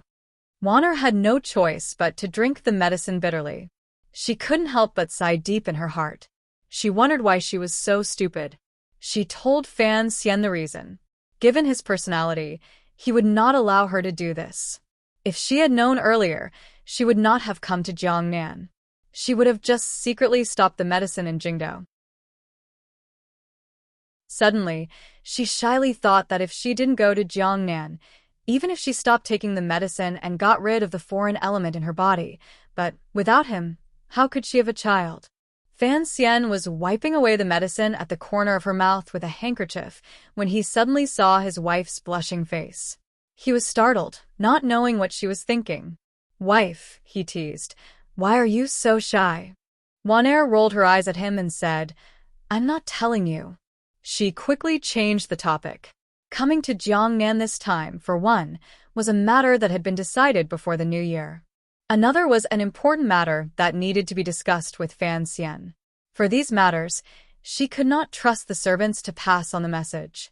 Fan Xian saw that she was serious and furrowed his brows slightly. Putting his ear close, he listened to his wife speak quietly by his ear. His mood grew heavier and heavier, but his face did not change. It remained calm. He comforted and said, "I thought it was something big for you to come down to Jiangnan in such a hurry. The elders in the palace are used to gossiping about people and don't care too much." During their days in Jingdou, this young couple had a good understanding. Furthermore, They had once made it clear that Wanner was now someone's wife and daughter. In such a complicated relationship, Fan Xian pitied her and did not want her to be too involved in these dark matters, even if Wanner could actually help him a lot. For example, on the day the Great Prince visited Fan Manor, the two of them spoke in the middle of the night. Although she said this, Wanner could not pretend that nothing had happened around her. Furthermore, she could not blindfold her eyes and pretend that she did not see her husband and her mother, who she was not very close to, at daggers drawn. A girl's thoughts were difficult to guess. In this matter, she always wanted to find a way to protect Fan Xian and not let both sides sink into an irreparable situation. However, it was very difficult. It was difficult for Fan Xian to understand, and it was the same for Wanner. Thus, she could only stay in Jingdo and carefully ask around for news from the Fourth Bureau. She helped Fan Xian analyze the mysteries of those women's politics. Using her aloof status and the privilege of entering and leaving the palace as she pleased, she helped Fan Xian, who was far away in Jiangnan, contact the people in the palace and eliminate any resistance that could be eliminated. Fan Xian knew about these things and knew that he could not stop her, so he could only let her be. Furthermore, there were times when he needed Wanner to act as a lubricant in the middle, just like the trip to the palace after the spring examination. Because of Fan Xian's opposition, Wanner's abilities were not fully displayed. Her natural sense of politics and palace matters was suppressed. However, this did not mean that she did not understand these things. Thus, after she learned of the story in the palace, she resolutely came to Jiangnan. Different from what everyone thought, the young mistress of the Fan Manor did not come to Jiangnan to see the northern Qi Saint girl called Duo. She just wanted to remind Fan Xian of certain things in person. The elders in the palace can influence a lot. Wanner looked at Fan Xian worriedly and said in a quiet voice, "The Empress Dowager is the Empress Aunt." The relationship between these two cannot be separated. The Empress has arranged for someone to enter the palace to tell the Empress Dowager the story of the Stone. There are dangers hidden within. You cannot be too careless. Fan Xian fell silent. A glimmer of anger welled up in his heart. When he was copying Story of the Stone in Danzhou, it was only to find some games for himself and Cici and for Roro to entertain. At the same time, it was to satisfy his literary thoughts. He did not think too much of it. Although he knew that old Chao's writings at the time were somewhat taboo, he thought that this was a completely different country and two different worlds. How could it be taboo? So he had been careless. No one had thought that their life and their encounters would later change so much. Every word and sentence in Dream of the Red Chamber seemed to express their dissatisfaction and hidden bitterness. Particularly that poem about Sister Qiao. Anyone could write this book, but it could not be him. Yet, in the present world, everyone believed that he had written this book. The resentment in the book seemed to be narrating his dissatisfaction with the matter of the old Yi family. The Empress had arranged for someone to enter the palace to tell the old Empress Dowager the story. Given the Empress Dowager's sensitive and suspicious mind, would she not think that he had ulterior motives? The matters of the royal family were all about the heart. If the heart was suspicious, then the person was suspicious. If the heart could be punished, then the person could be punished. Fan Xian thought quietly for a while and found that this was indeed a problem he was about to face. If the Empress Dowager truly thought that he had dissatisfaction in his heart and wanted to redress the matter of the past, then perhaps the old woman's temporary silence would no longer exist. Presently, the Qing kingdom was governed by filial piety. Whatever the Empress Dowager said, his emperor would have to express it. However, this was not a big problem. Fan Xian had been in Jiangnan for a long time, and his strength had reached a certain level. These small waves would not make him very afraid. He gently patted his wife's hand and warmly said, "Don't worry, even if that old woman suspects me, so what? I haven't done anything. She can't just ask the emperor to strip me of my position." Wanna laughed bitterly and couldn't resist shaking her head. Using her finger, she gently poked at the spot between his brows and said, "That is my grandmother and also your grandmother. Why are you calling her old woman?" Fan Xian chuckled and said, "Speaking of which, When I saw you in the Qing temple, I would never have guessed that you would be my cousin. Humph. I don't know who hid it from me for so long, Lin Wanner muttered with a pout. Without waiting for Fan Xian to comfort her, Wanner continued with a serious expression. Even if there is no harm in this matter for now, what about the matter of the Ming family? The storm of your lawsuit in Jiangnan has long spread into Jingdou. Presently, Song Shuren can be considered to have truly made a name for himself. To say that the eldest legitimate son does not have a natural right to inheritance, this touches the bottom line of many people. Although Song Shuren is helping Xia Qifei fight the lawsuit, everyone in Jingdou knows that you're their true backer. They can't help but ask in their hearts, just what is our Sir Fan Jr. thinking? Fan Xian raised his eyebrows and said, "What can I think?" Lin Wanner gazed at him and said, "As for looking at it on the surface, you want to help Xia Qifei take back the Ming family property. Would the Empress Dowager not suspect you? Furthermore, there is also the disadvantage of the story of the stone earlier. Combining the two, everyone will think that you want to take back the palace treasury. But who does the palace treasury belong to? Who is the eldest legitimate son in the palace?" Lin Wanner sighed. "The things you did in Jiangnan, you truly placed yourself on the opposite side of the crown prince and even the Empress Dowager."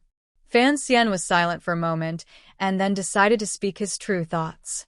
"Correct, but in reality, I purposely created this kind of atmosphere to make the people in the palace feel that I have ulterior motives." Lin Wano opened her mouth slightly in surprise. She felt that such a rash advance did not seem to be in his character.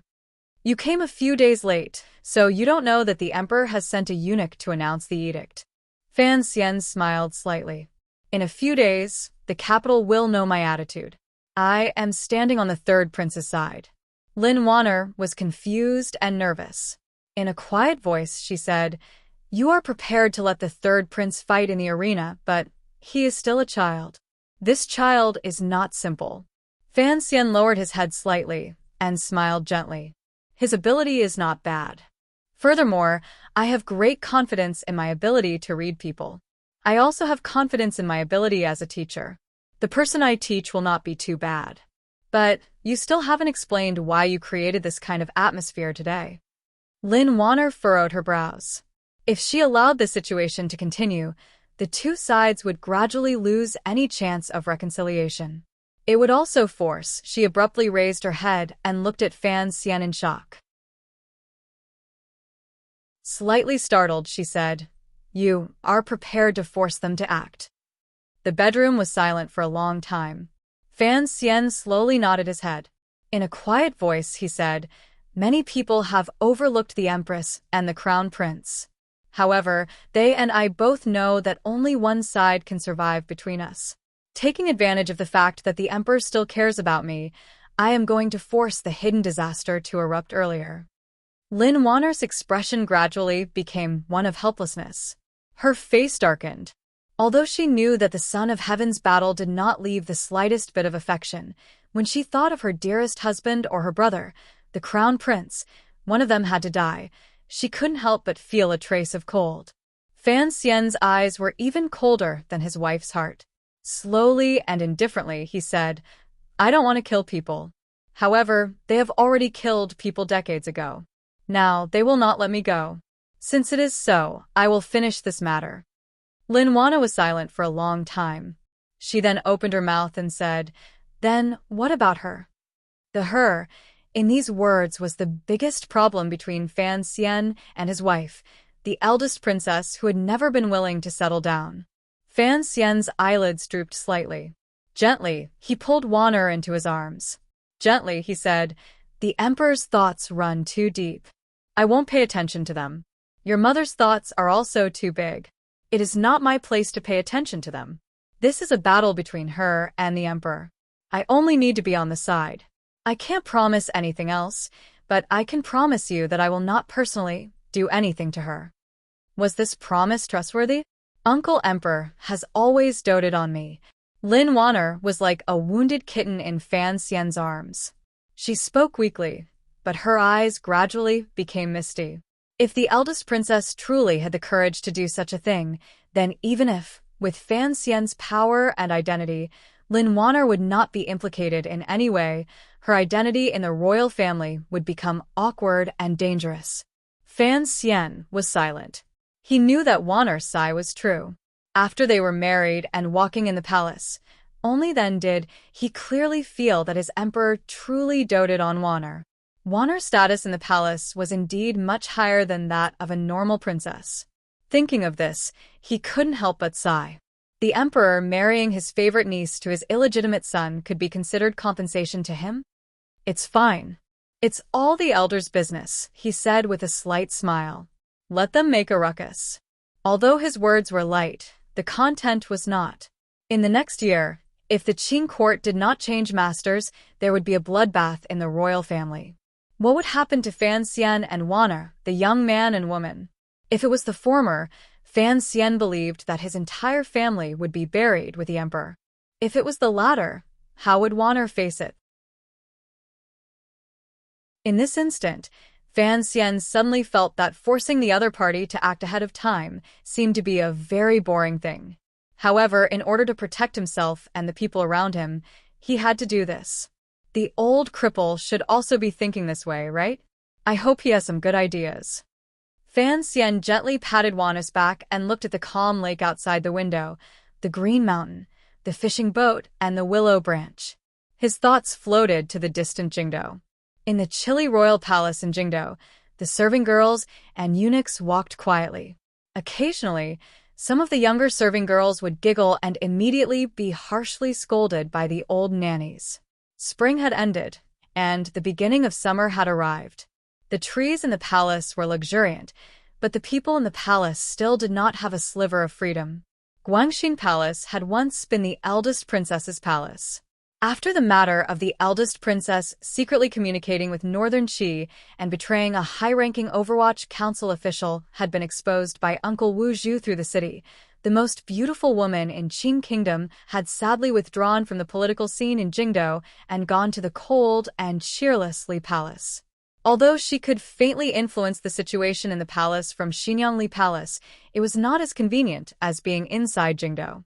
Thus, in the 6th year of the Qing calendar, she finally convinced the Empress Dowager to move back to Jingdo.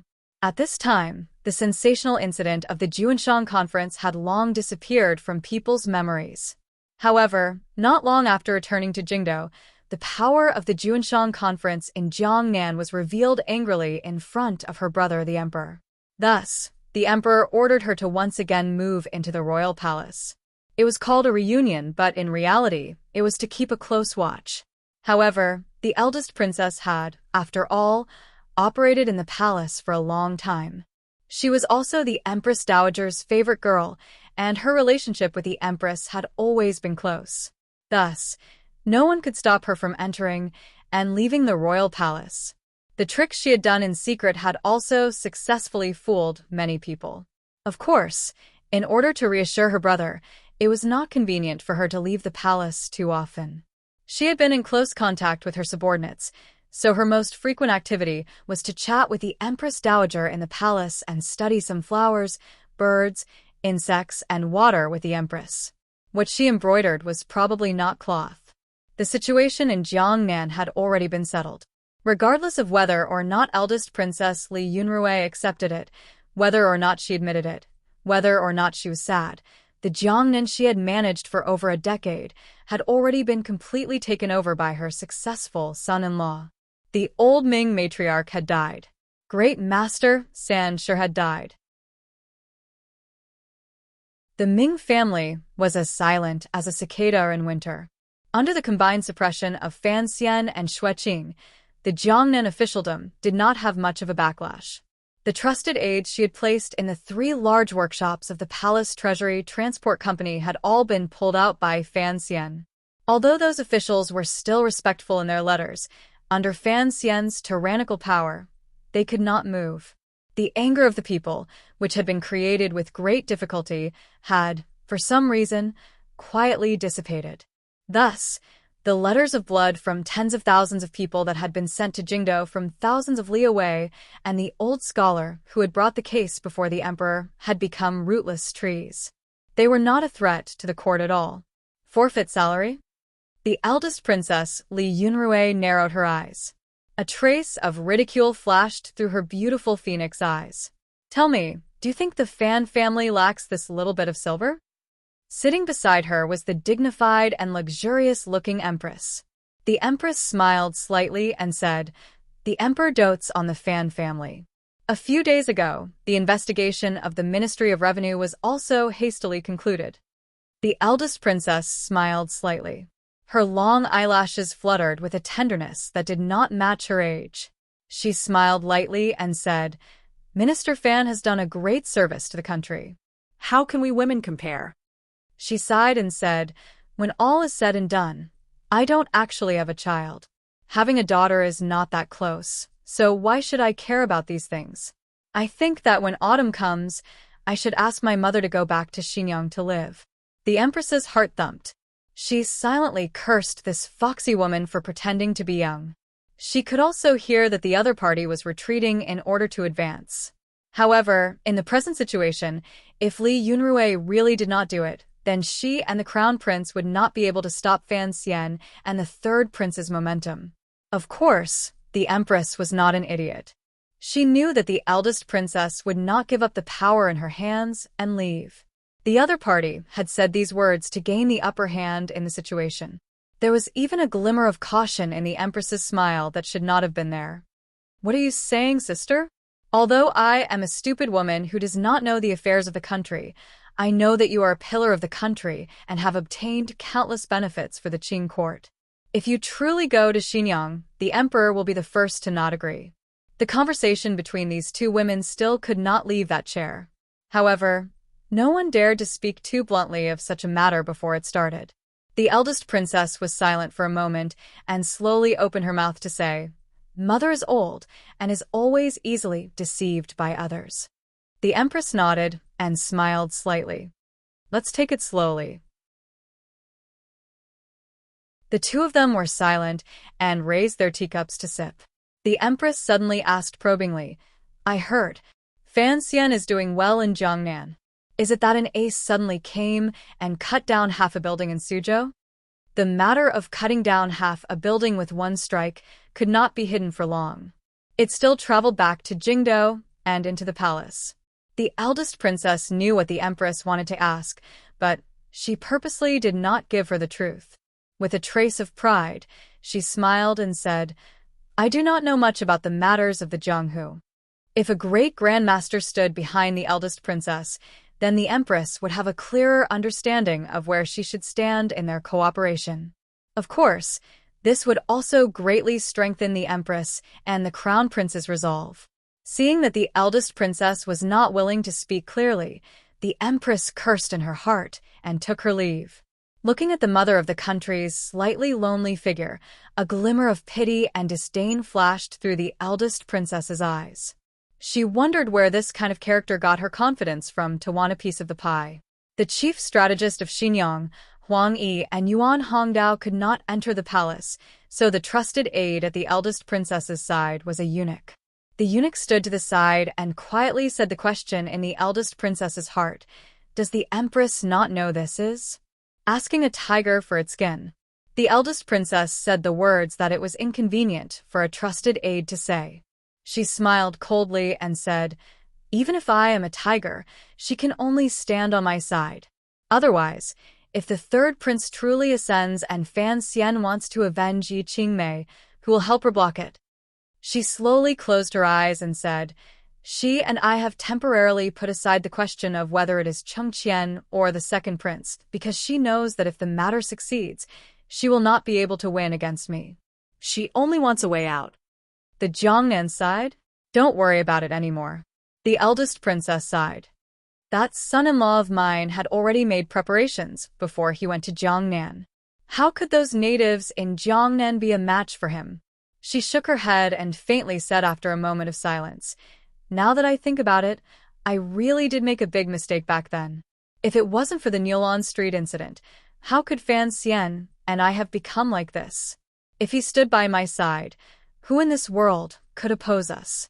Not waiting for the eunuch to reply, she laughed self-mockingly. "What a fantasy. If Fan Xian and I did not have such an unsolvable hatred, how could my emperor brother dare to put him in such an important position? The eunuch listened to the side and didn't even dare to breathe loudly. From the beginning, I was wrong. A glimmer of coldness and decisiveness flashed through the eldest princess's beautiful face. No matter how powerful Fan Xian is, he will still be held by the palace's strings by his limbs. Why should I care about this puppet? What I should care about is the person holding the strings. In Hongguang Palace, not far from Guangxing Palace, the Empress Dowager was half-witted. After all, she was old. Her spirit was not as good as it had been in the past, and the decisiveness to kill in her heart was also not as good as it had been. Stop, stop. The old woman stopped the storytelling serving girl in the palace with disgust. She glanced at the book in the serving girl's hand and didn't speak for a moment. It's all preposterous words. I don't know why so many people in the marketplace like to read it, an old nanny at the side said in a fawning voice. The Empress Dowager shook her head. A moment later, she quietly said, "Children, it is normal to be a bit dissatisfied." The old nanny didn't say anything more. A complicated emotion flashed through the Empress Dowager's eyes.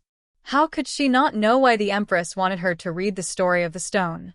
Although she was indeed angry at Fan Xian's resentment, she was even angrier at the Empress's actions.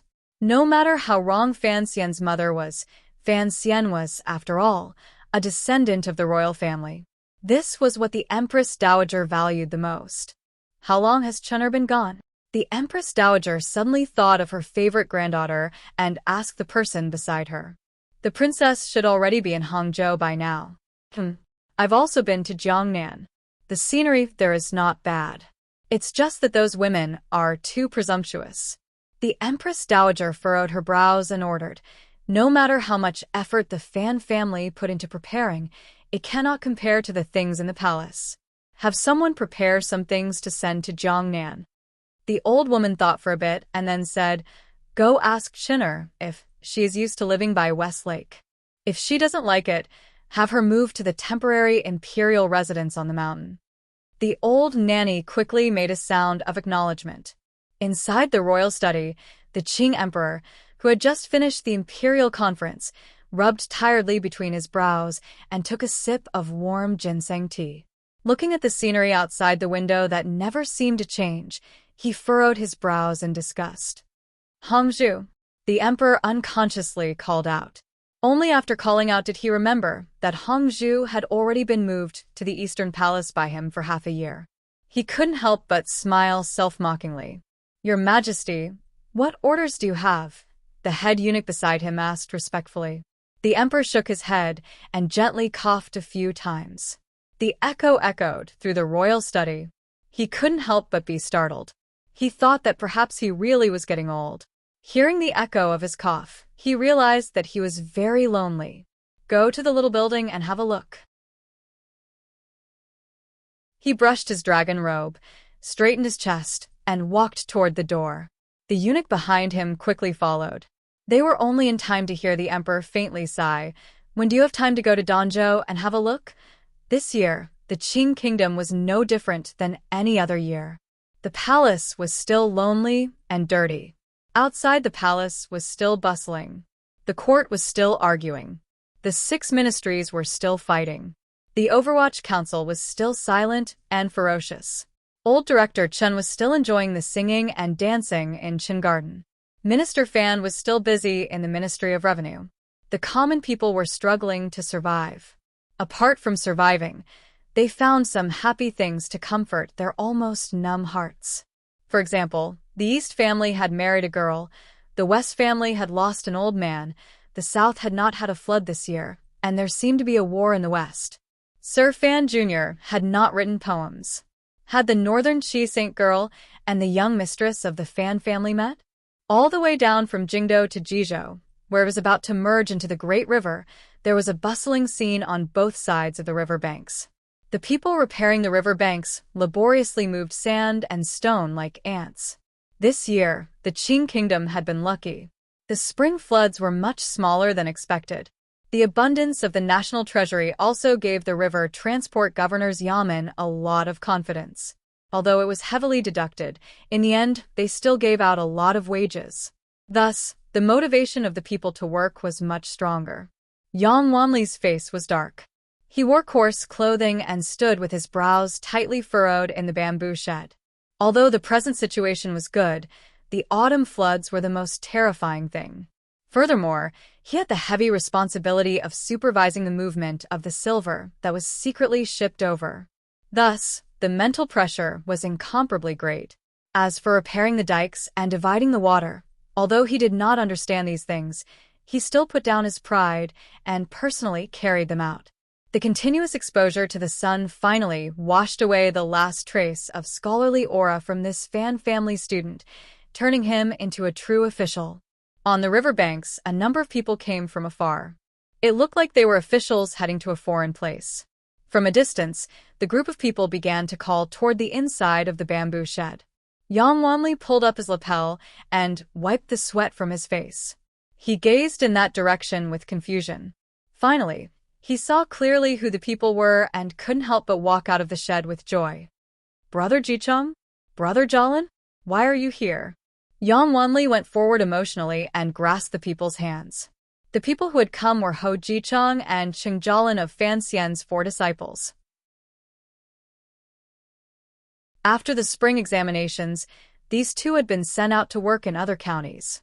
Because of Fan Xian's care and their own hard work, they had advanced quickly. In just over a year, they had completed a few jumps and crossed the first big hurdle of the 7th level. However, the places where these two people were officials were far from Jizhou. So, while Yang Wanli was pleasantly surprised, he also couldn't help feeling a bit surprised.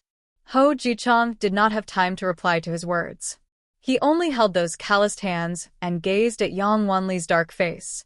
Moved, he said, "Sir's letter only said that you had arrived at the river transport governor's yamen.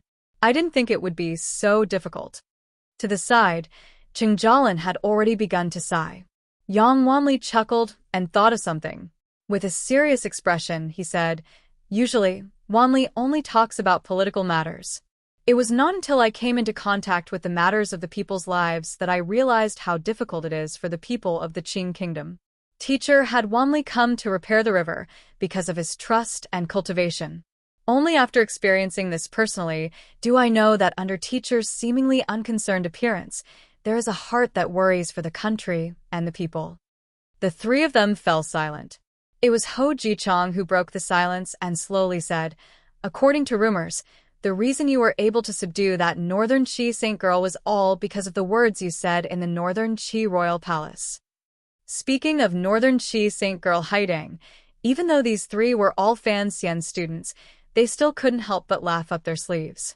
Yang Wanli suppressed a smile and asked, "What words?" Ho Jicheng turned around and looked at the laborers on the embankment at his feet and the roaring river not far away. With a sigh, he said, "First worry about the worries of the world, then delight in the joys of the world. I was thinking back then we seem to have underestimated, sir. First worry about the worries of the world, then delight in the joys of the world." The three of them chewed on these words in their hearts.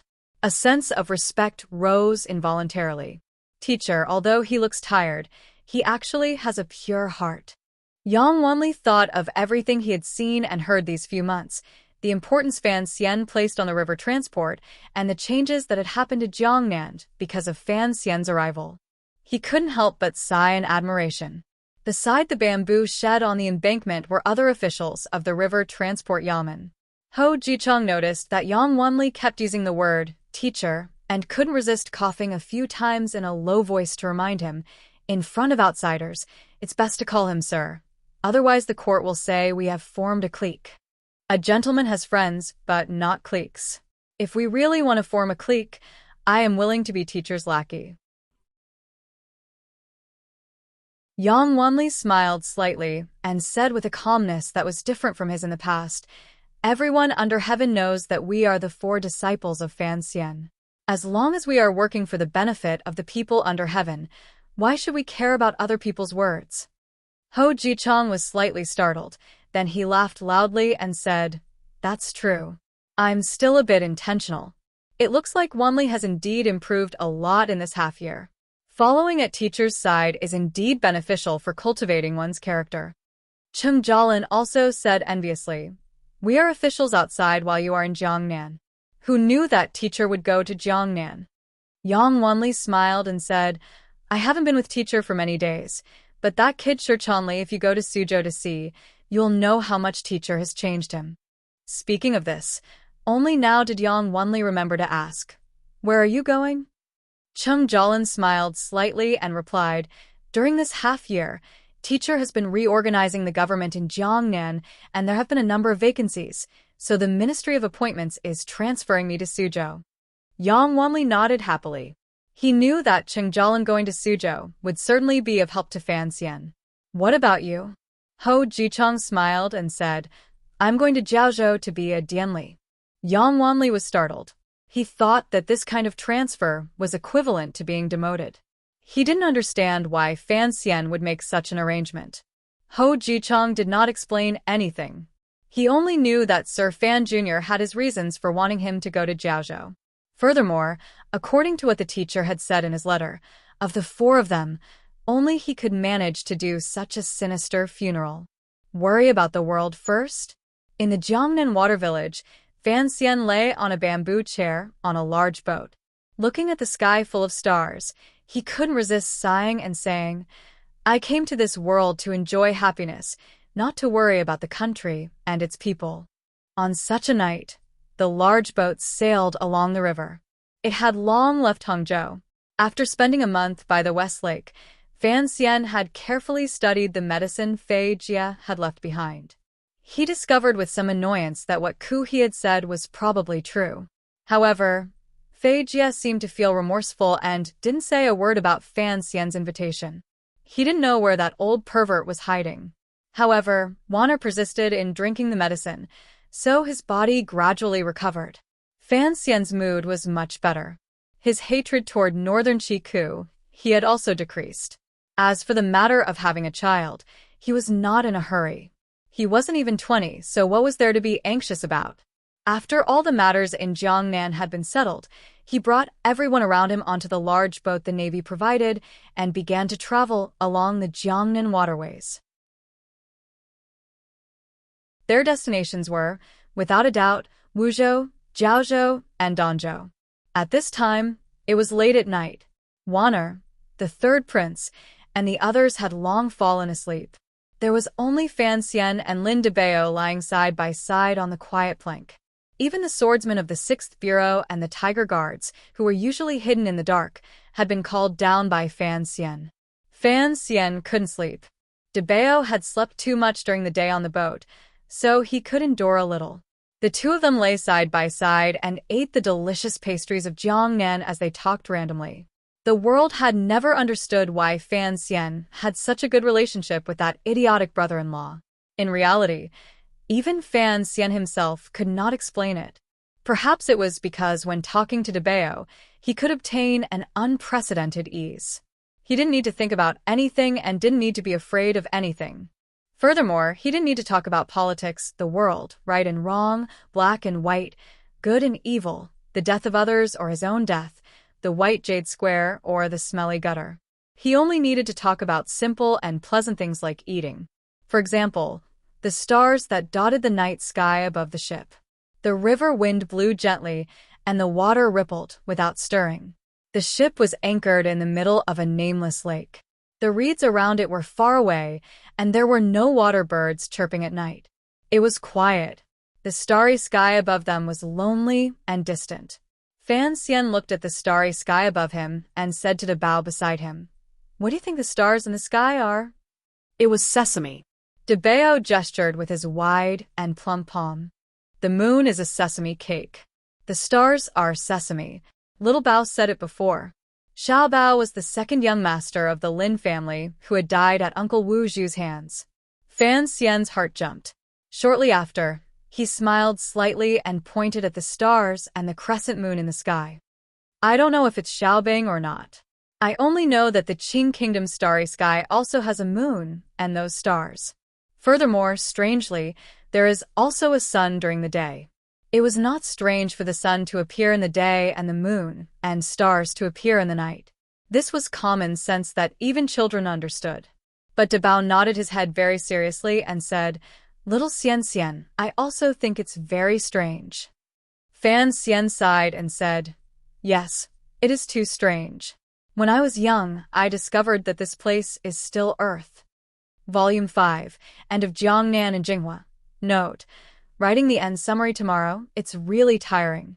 I wish everyone a happy new year, even though it's a bit late. To be continued. If you want to know what happened after, please log on to www.cmfu.com. There are more chapters. Support the author and support the original reading. You're tuning in to the Dreamy Chapters YouTube channel.